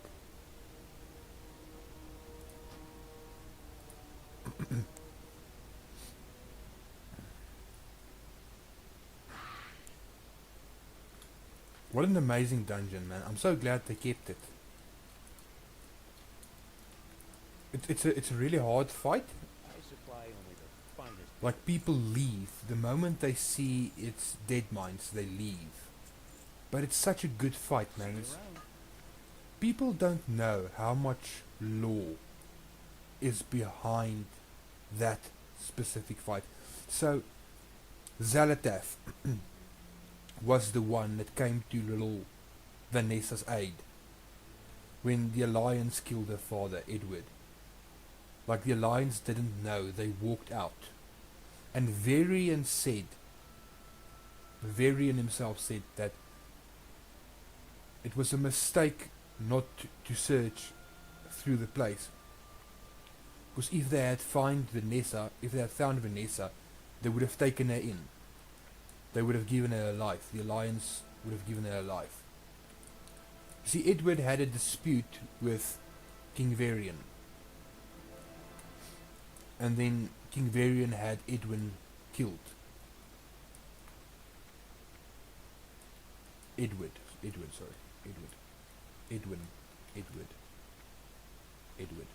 yeah. King Varian had him killed. And then the little girl came to her father's body and she saw him lying there. And then a shadowy figure appeared and gave Vanessa the ability.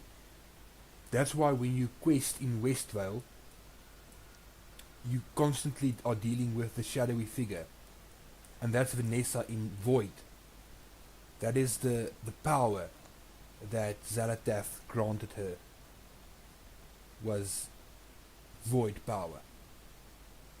So people don't even know, man, back then they didn't even know how much lore is behind that very specific fight. It's one of Blizzard's little Easter eggs they give you. And if you are into lore, if WoW is one of the reasons, if the lore is one of the reasons why you play WoW, you will enjoy that fight, even if you die 100 times, because it's part of what makes WoW. Everything that happened from vanilla up to the next expansion, the War Within, that very fight had a lot to do with it.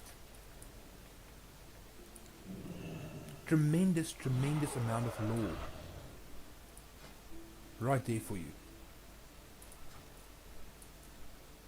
A tremendous amount.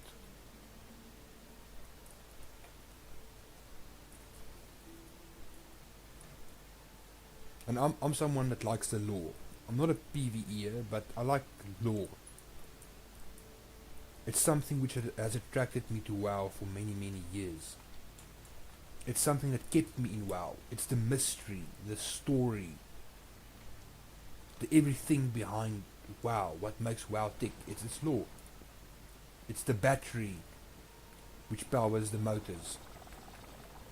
And I love it.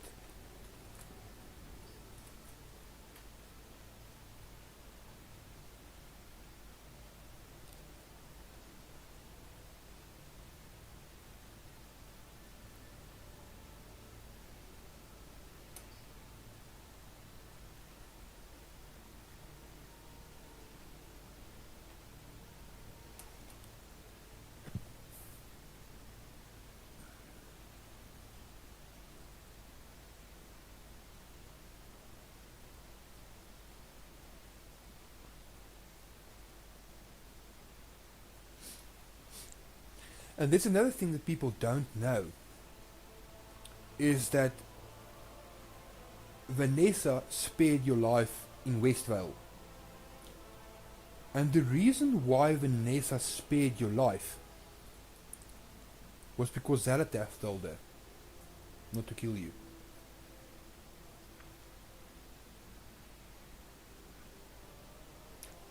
I don't know, man. Like, there's a big part of me that feels like the champion is going to be the reason for the downfall of the Alliance and the Horde in the War Within. I mean, it's all the more obvious.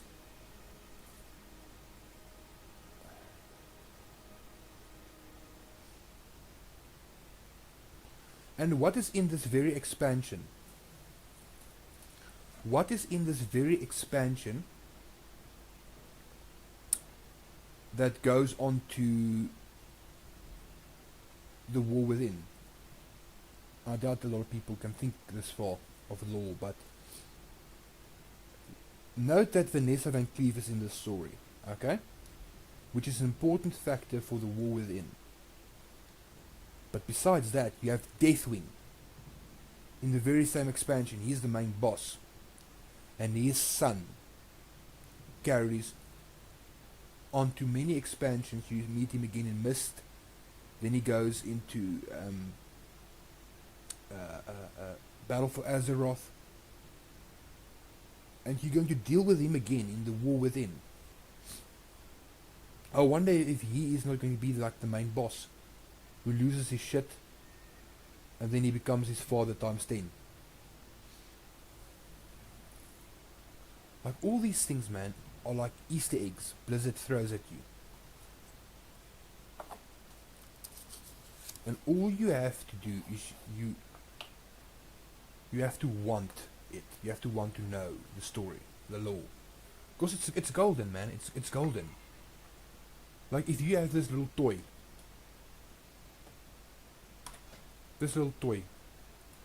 From Yogg-Saron. This little toy that you looted in Cataclysm from archaeology told you a lot of expansions ahead of Nyalotha. Told you a lot of expansions in the sunken city where Ashara is. As city was the sunken city. In the sunken city, he lays asleep. And who came from the sunken city? N'Zoth. Alright, and it's also where you meet Zalatath, where she gives you, basically when N'Zoth gives you the Eye of N'Zoth. So, a lot of lore, man, written years in advance. Many people say that Blizzard only retcons things. Man, listen. There's no game like WoW. There is absolutely no game like WoW. These guys do the stories a decade ahead. A decade. For you to enjoy. That's why I do the effort and read my quest lines whenever I play. so much work has been put into it. I love it.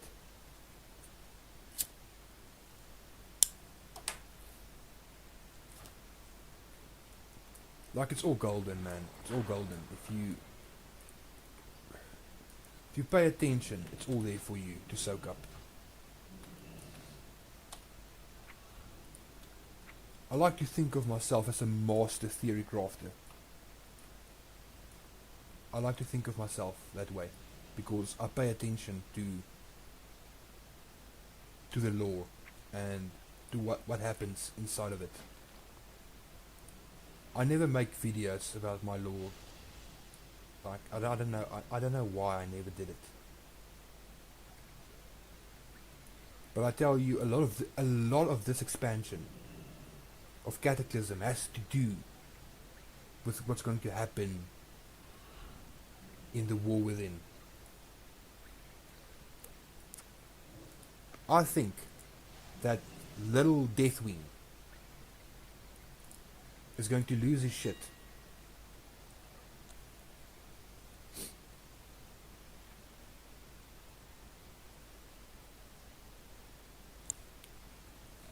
And we're going to have to deal with that sucker.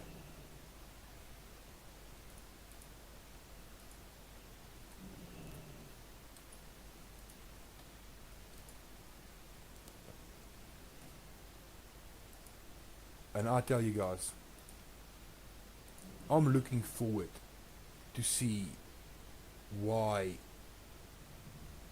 the Queen of the Void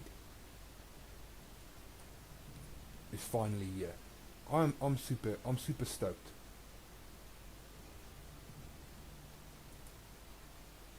I'm super stoked for it.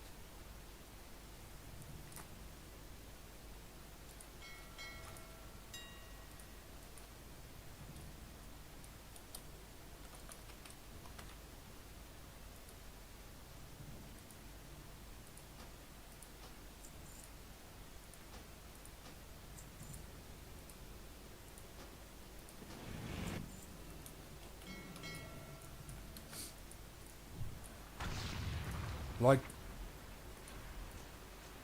what really got me down about Shadowlands was the depth of the lore. Like, I felt hard done and outdone.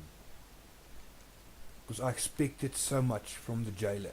Like, come on, man, it was the conclusion of the Lich King story. I expected so much.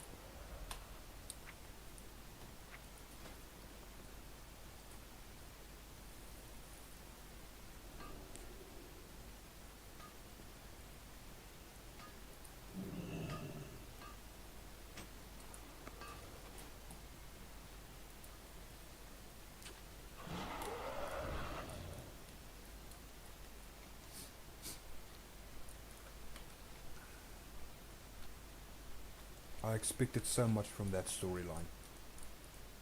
Which is why I stopped playing WoW for a bit, because I felt outdone. Like, the fight was underwhelming. The Anduin fight was harder.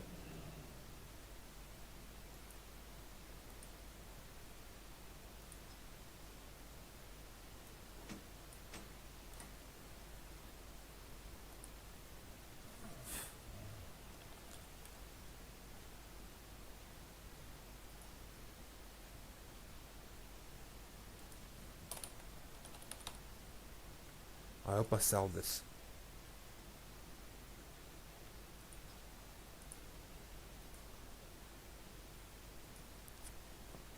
I need the gold, man. I spent 8k gold on the enchant for my sword.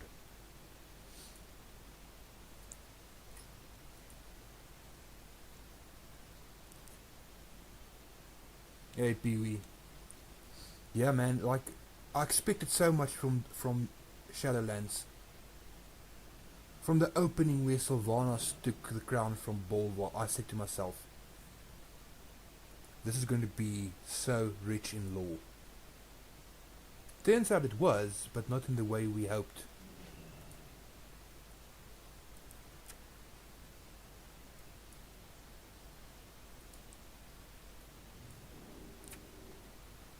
God, I hope I sell the shield.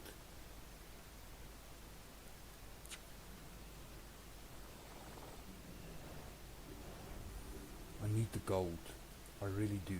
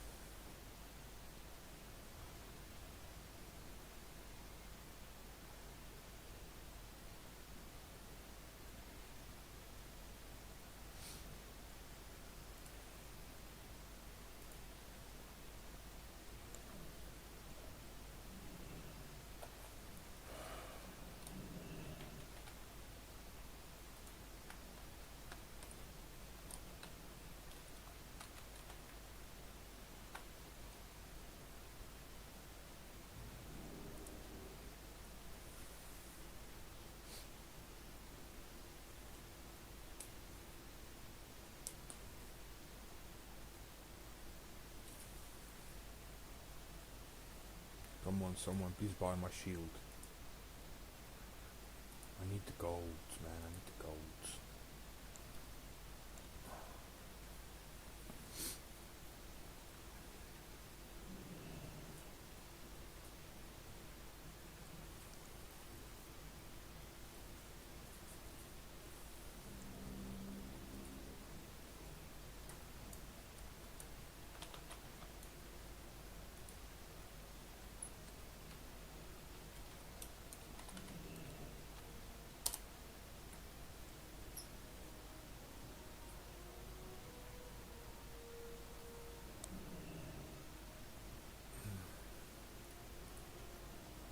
This is like a pre-biz or biz shield for a healer. This is a really, really, really strong shield.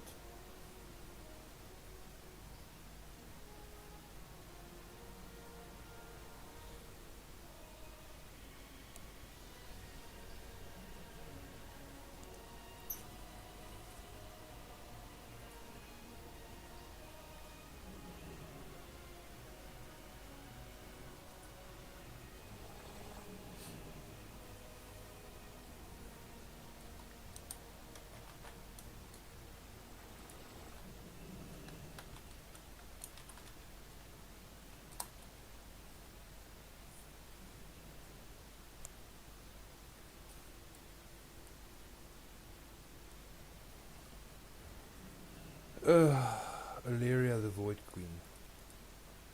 No. No, Illyria is not the Void Queen. But you know why they think of it that way? Because they want the Sylvanas storyline to remain epic. They want Illyria to be the Void Queen.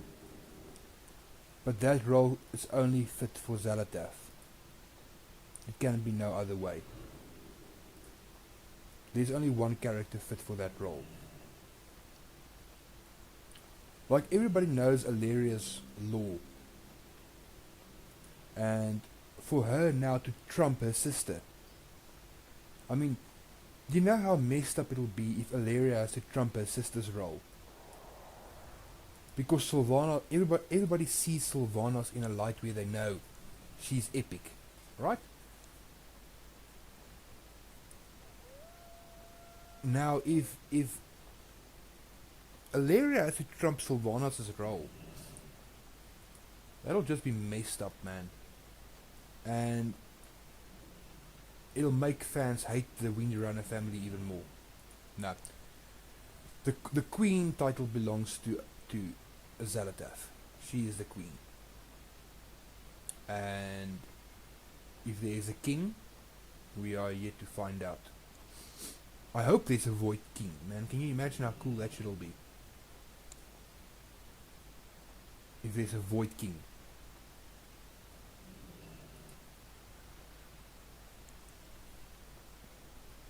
Dude, I hope some Pally buys my shield, or some Shani buys my shield.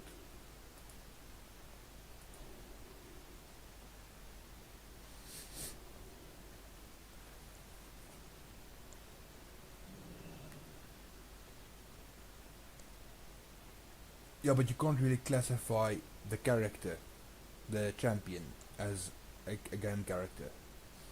So the only one... But there's another one. No, there's another one. Anduin.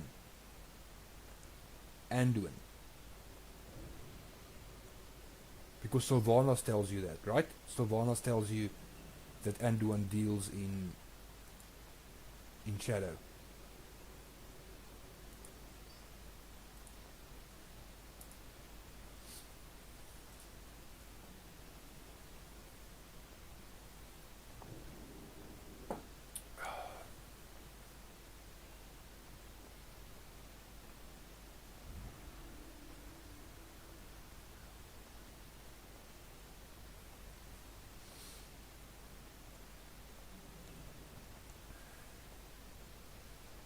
And there's another thing that I think about often is that a lot of the Lich King spells seem pretty voidish to me.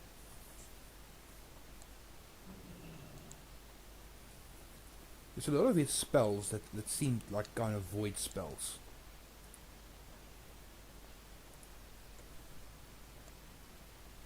Like the only spell that stands out that the Lich King casts is Apocalypse, and that's death magic. Apocalypse is death magic.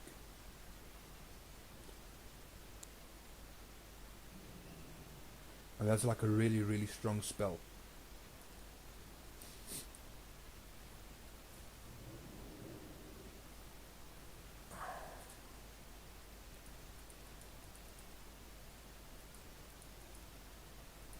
But I'm stoked, man. I want to see the war within.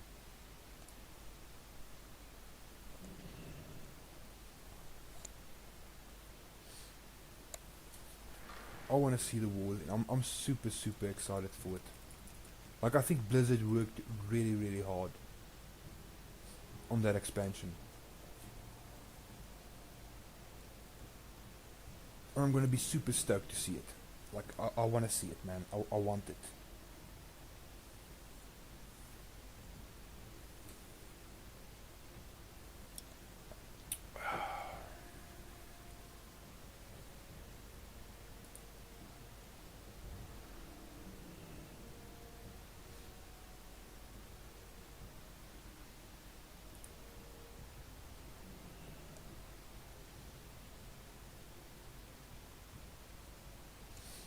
Yeah, they even said that they had a very large budget going into Zaratath alone. So Blizzard won't spend millions if it's not going to make them millions. You should know this. Everybody should know this. So whatever your expectancies of Zaratath is right now, as of right now, take your expectancies of Zaratath and multiply that by 10. Because that is what the Void Queen will bring.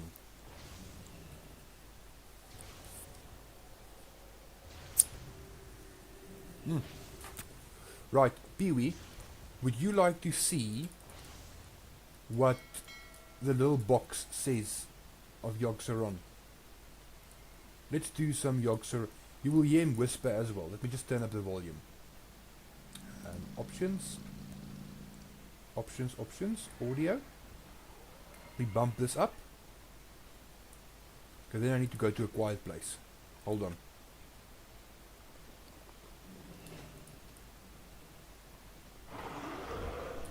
Let me just go to a quiet place.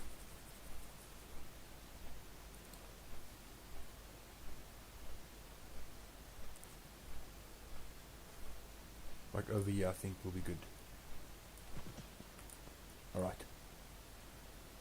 Let me just alright, let's do this.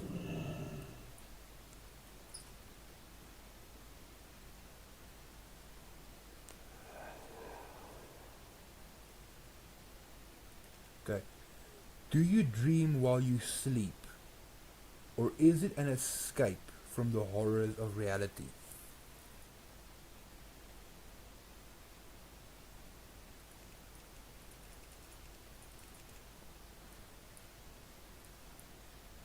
Okay, that's one. We have to wait now. Another 27 seconds.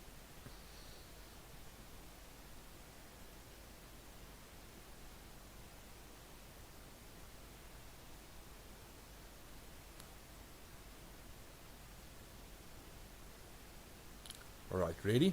Here comes number 2 in 5, 4, 3, 2, 1.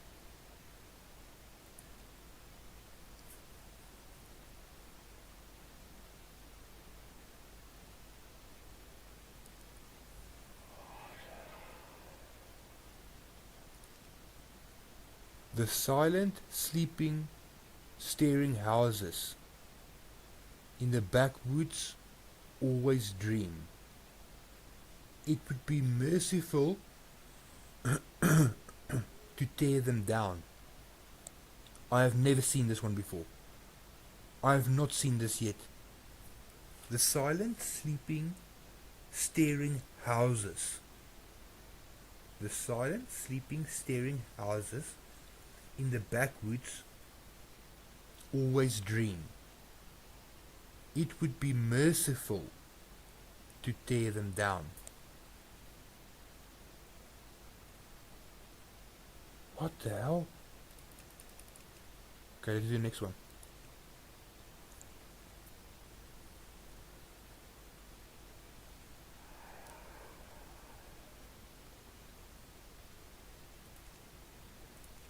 There is a little lamb lost in the dark woods. Alright, so now we know the little lamb lost in the dark woods was literally a lamb you could find in Elwyn Forest. There was like a little lamb pet or something.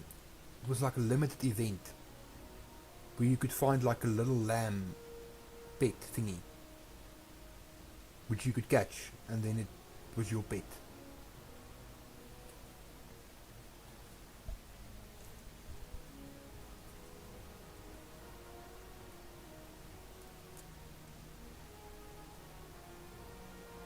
Let's see the next one.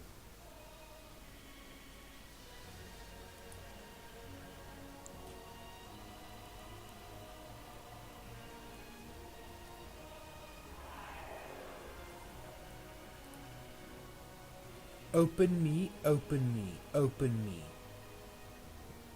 Then only will you know peace. Open me? I've never seen this. What's going? Is this brand new?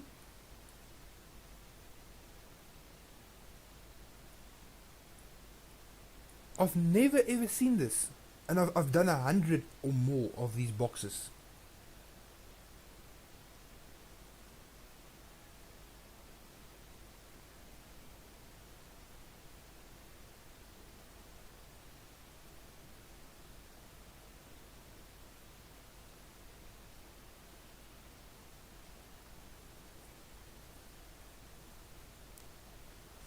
Look, obviously Xalatath is the Void Queen, and the Void is very old, so Xalatath is the first one. But she's not the only one. Okay, let's see.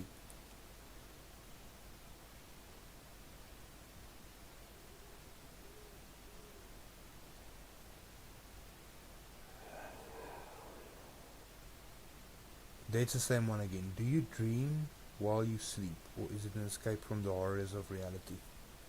Sometimes you get doubles of these things, but the previous two I've never seen.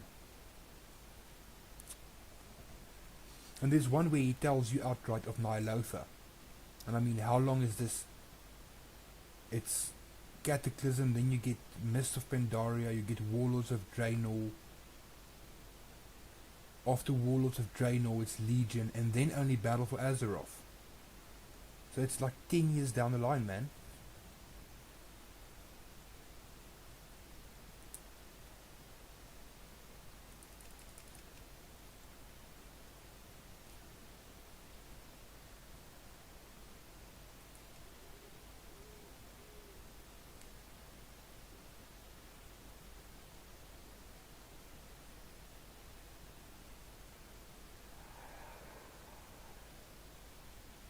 Look, here's the void language.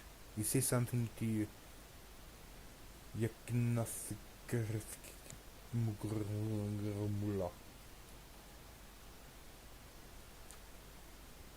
That one I've seen.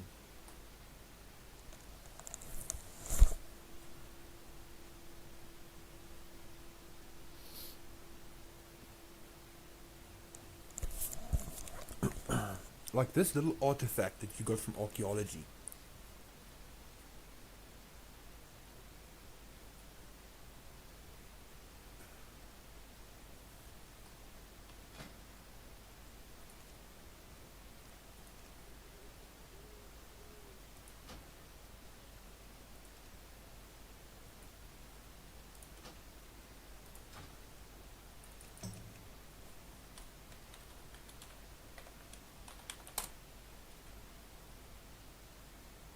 Let's see, another one.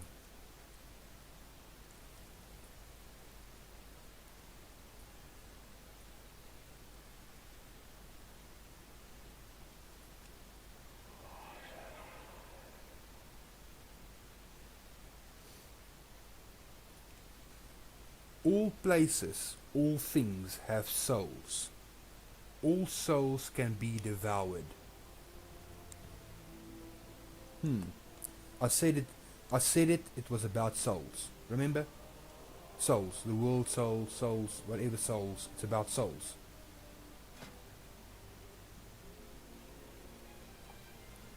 It's a lot about souls.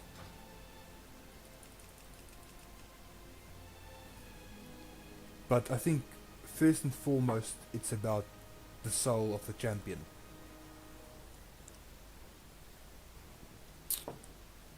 Like literally the soul, the world soul he carries within.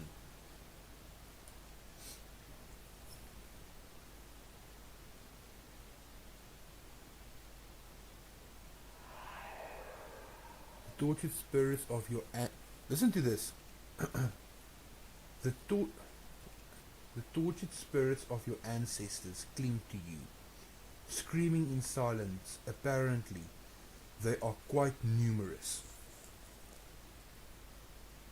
The souls of your ancestors, the tortured spirits of your ancestors, the tortured spirits of your ancestors cling to you, screaming in silence. Apparently, they are quite numerous. And this gives the impression that your ancestors are void.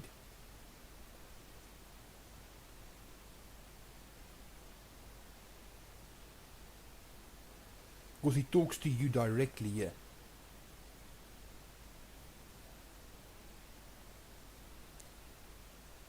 Creepy. Creepy, creepy, creepy. Let's see.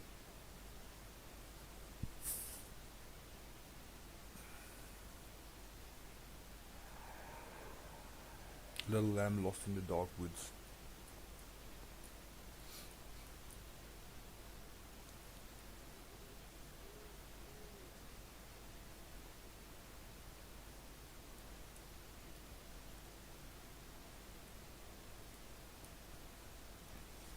Man, it's going to be one weird expansion to miss if you miss the War Within. There's going to be so much data, so much things you need to know. You cannot afford to miss.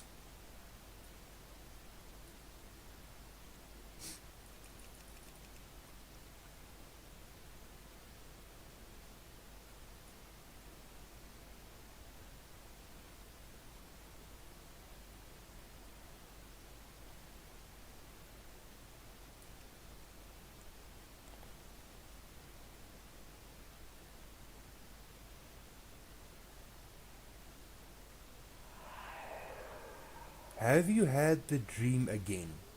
A black goat with 7 eyes that watches from the outside. Alright, so the referral here, have you had the dream again? A black goat with 7 eyes that watches from the outside. This is a referral to the void, to Zalatath, I believe.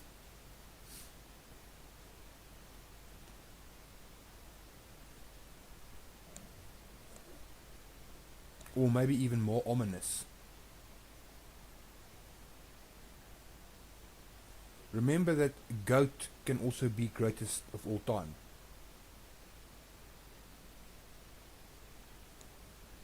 So, yeah, I don't know, it's weird.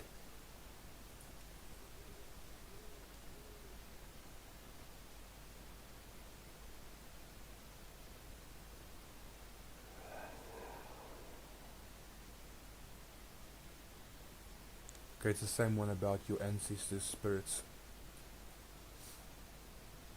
If you click this box many times, you will get some weird shit coming out of it.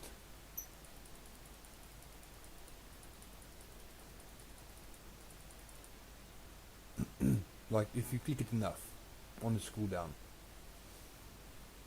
there's some interesting things you will learn about this. I just want them to say the one about the sunken city, so people can see how long he has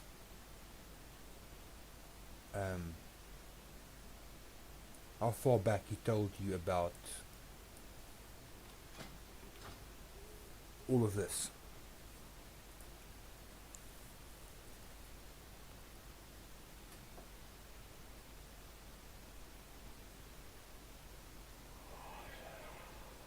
It is standing right behind you. Do not move. Do not breathe. Look at this. I've never seen this. It is standing right behind you. Do not move. Do not breathe.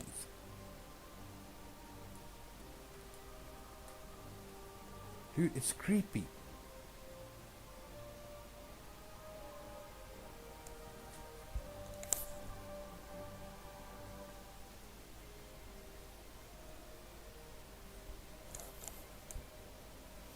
And that, I do believe, right there, it's a referral to the opening video of The War Within, where the little gnome character stands, and then she's like, yay, we did it.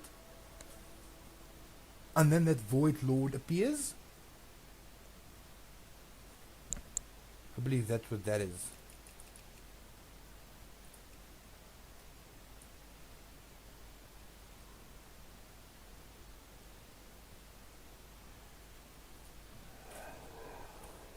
There is no sharp distinction between the real and the unreal. Listen to that. There is no sharp distinction between the real and the unreal. And what he refers to there is like when we entered Azeroth's dream. There is no distinction between real and unreal, no sharp distinction. So you can't really tell what's real and what's not.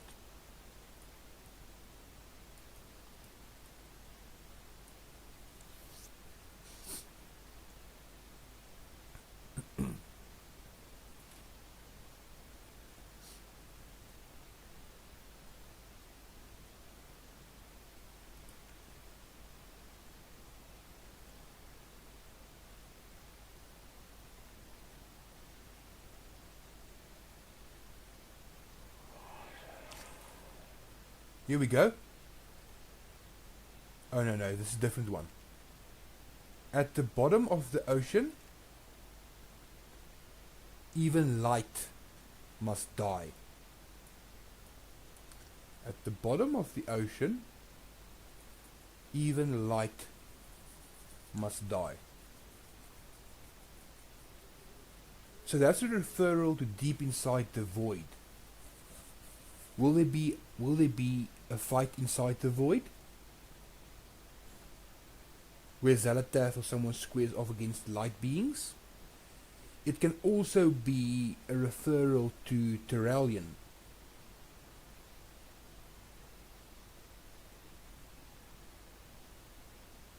And remember, Stormwind is surrounded by ocean. There's a lot of ocean surrounding Stormwind.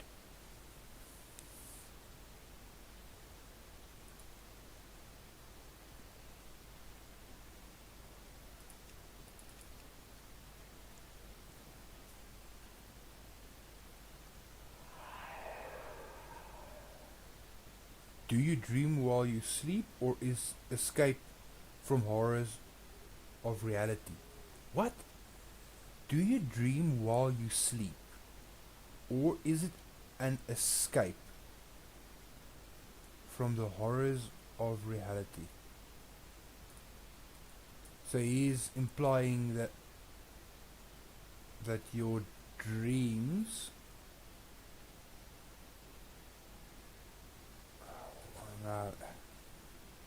dreaming is an escape from the horrors that will come, or something. Dream. Is he implying N'Zoth's dream?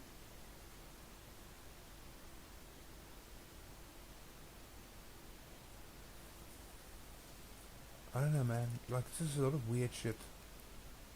I swear they added like voice lines into this, because all of this stuff wasn't in there before. You will be alone in the end. Look, look, look. Important, important, important part of the law. You will be alone in the end. Look at this. You will be alone in the end. He is telling you, right? Yogg-Saron is telling you that in the end, and the end refers to Xalatath's line, your last battle. Your last battle.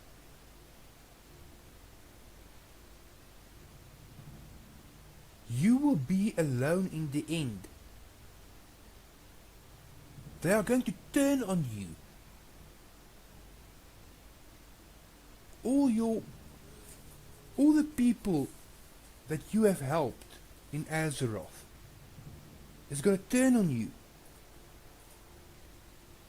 You will be alone in the end. Yogg-Saron says it to you right there. There it is. You will be alone in the end. And remember, they see the 1,000 truths. And that means that all the 1,000 truths gave him this one outcome. That you are alone in the end. Everybody turns against you. Yeah, probably because you are void.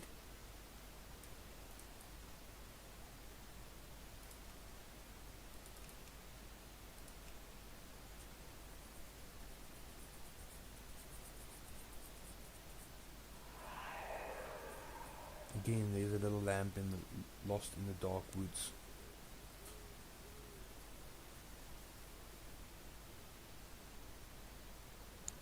Like, I don't think people pay enough attention to things like this in game. I don't think people pay attention to these things, right? Because if they do, then people would be able to theory craft better about the law.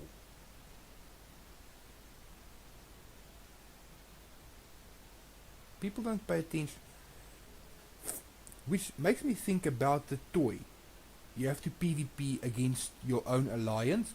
Remember, in Battle for Azeroth, there's a toy. You have to kill alliance, you have to kill horde. Then you get the toy and the title, the Sliver of N'Zoth. That toy turns you into a void being.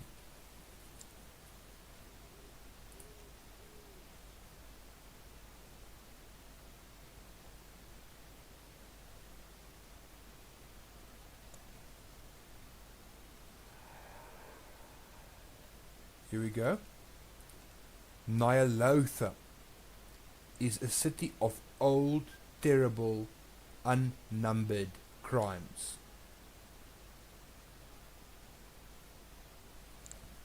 Nyalotha is a city of old, terrible, unnumbered crimes.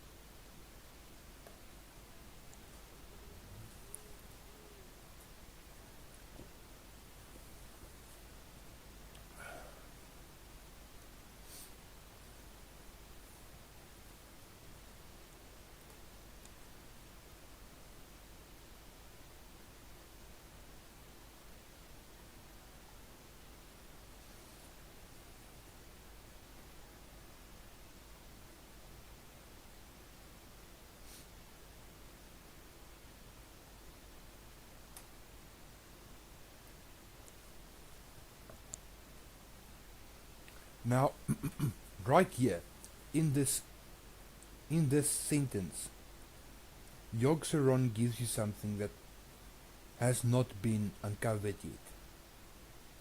This is yet to come.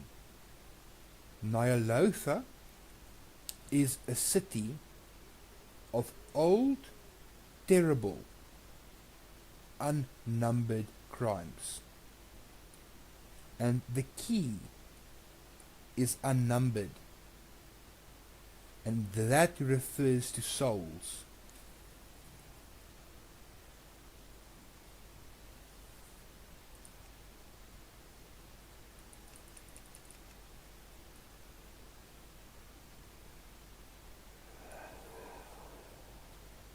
Oh, look at this. The stars sweep. The stars sweep chill currents that make men shiver in the dark. The stars. The stars. It's night. Alright? The stars can be a referral to the moon. The stars sweep chill currents that make men shiver in the dark. They shiver because it's cold.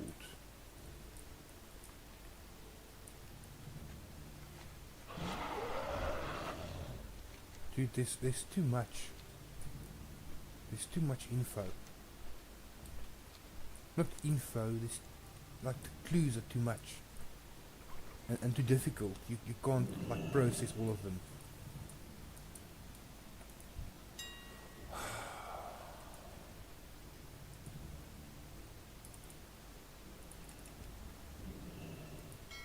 Let's do another one of these boxes. Let's see.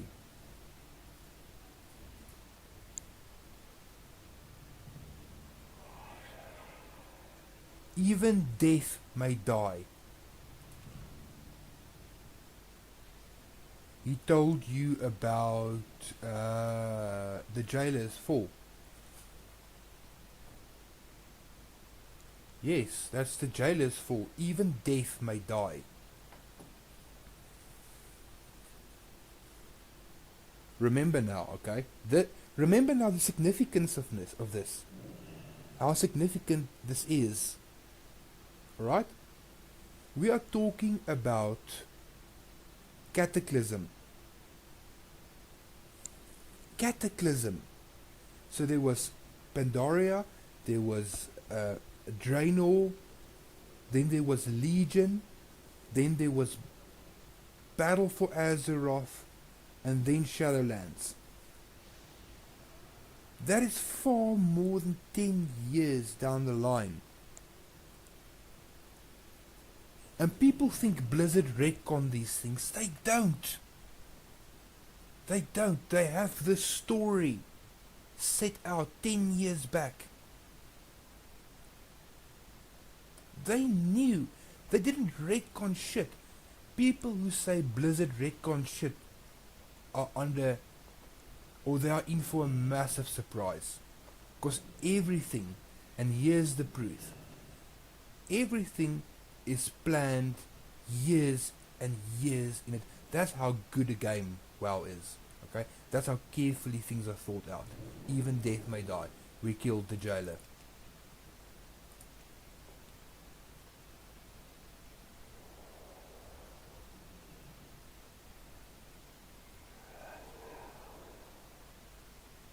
The drowned... Wait, what? The drowned god's heart is black ice. The drowned god's heart is black ice.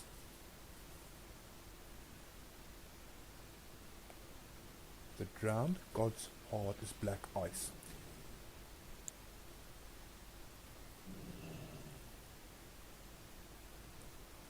He's obviously talking about the drowned god. He's always talking about N'Zoth, but N'Zoth is not drowned. N'Zoth is... He lives in water, he's not drowned. Who the hell is the drowned gods? The drowned god. Is it N'Zoth? But N'Zoth was not drowned. He was chained though. He was chained in the ocean.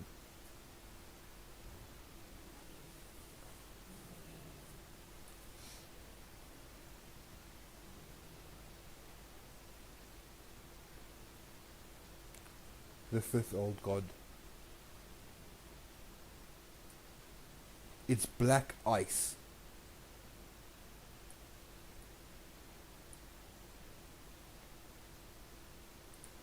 Interesting.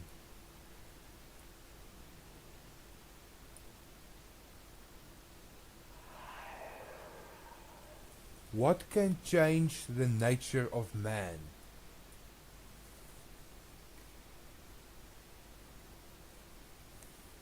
What can change the nature of man? The nature of women.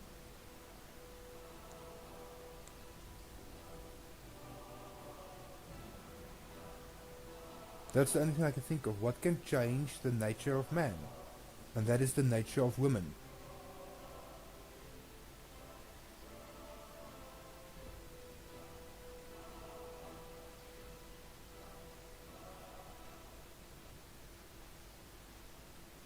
What can change the nature of man?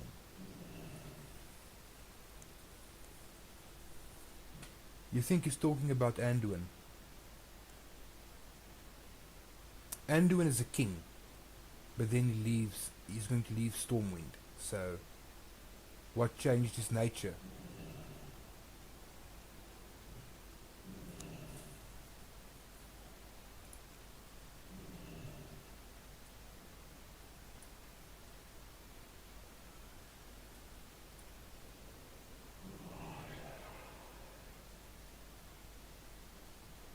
Look at this. In the land of Nyalotha, there is only sleep.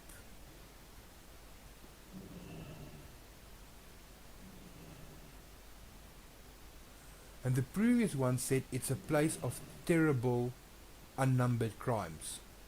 The previous, like a few ones ago, said that the Nyalotha is a place of terrible, unnumbered crimes. And now it says, in the land of Nyalotha, there is only sleep.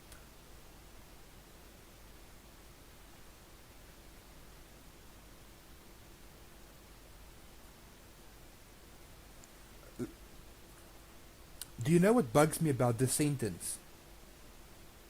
Why does it feel to me like that reference, in the land of Nyalotha there is only sleep? Why does this feel like a reference to Azeroth? Because we know Azeroth is asleep.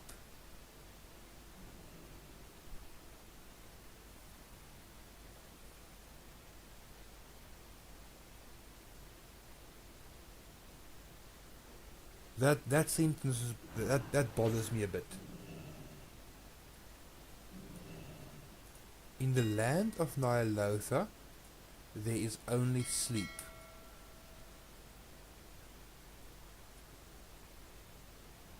Sleep is the key here, and we know that Azeroth sleeps.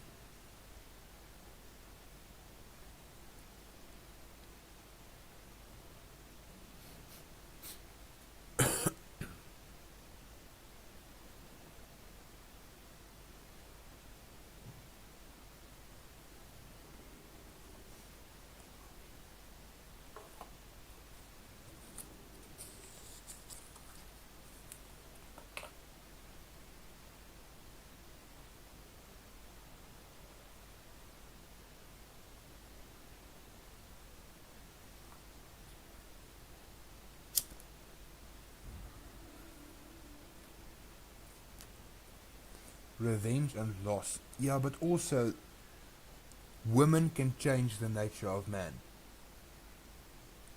which is what Xaladath is going to do. Like, Anduin didn't lose anything. He lost himself though. And revenge? I doubt he'll have any revenge.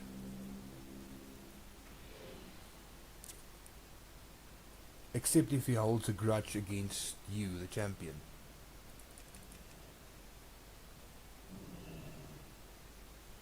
Ah, that, I know what that implies. It's aimed at Rathian. It's aimed at Rathian.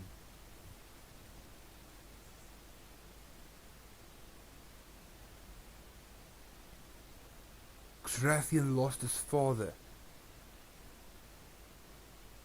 And he is planning on taking revenge.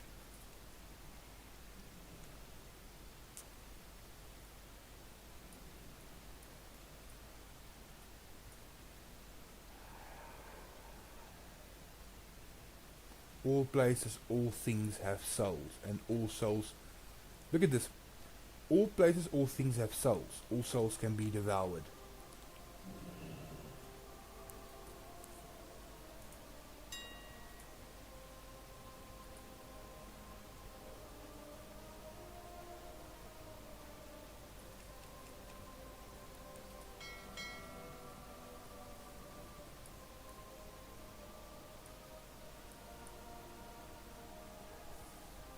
Very, very interesting.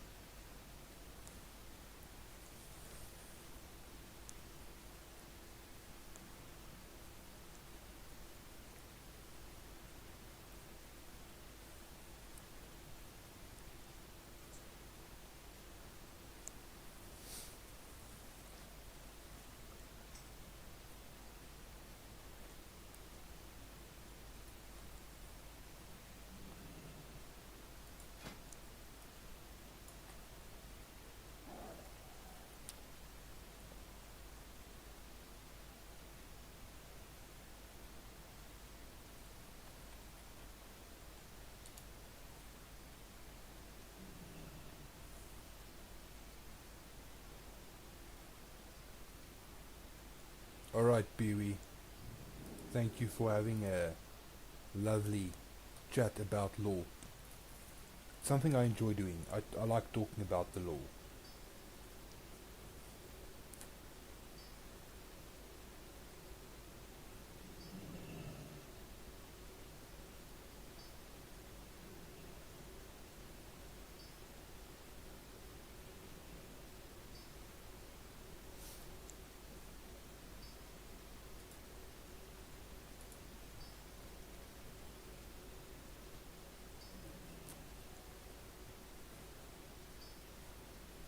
Guys, I'm just going to go and get some coffee. I hope you enjoyed the chat about the law there. Like, like, I talk to Pee Wee on a regular basis about WoW lore. And we knew, before anything was said, we knew that Xalatath was a Void Queen. We knew. Before there was any mention of it, we knew. Just like we know, the end game in the War Within is going to be all of Azeroth against you. You are going to be the one standing there facing the music.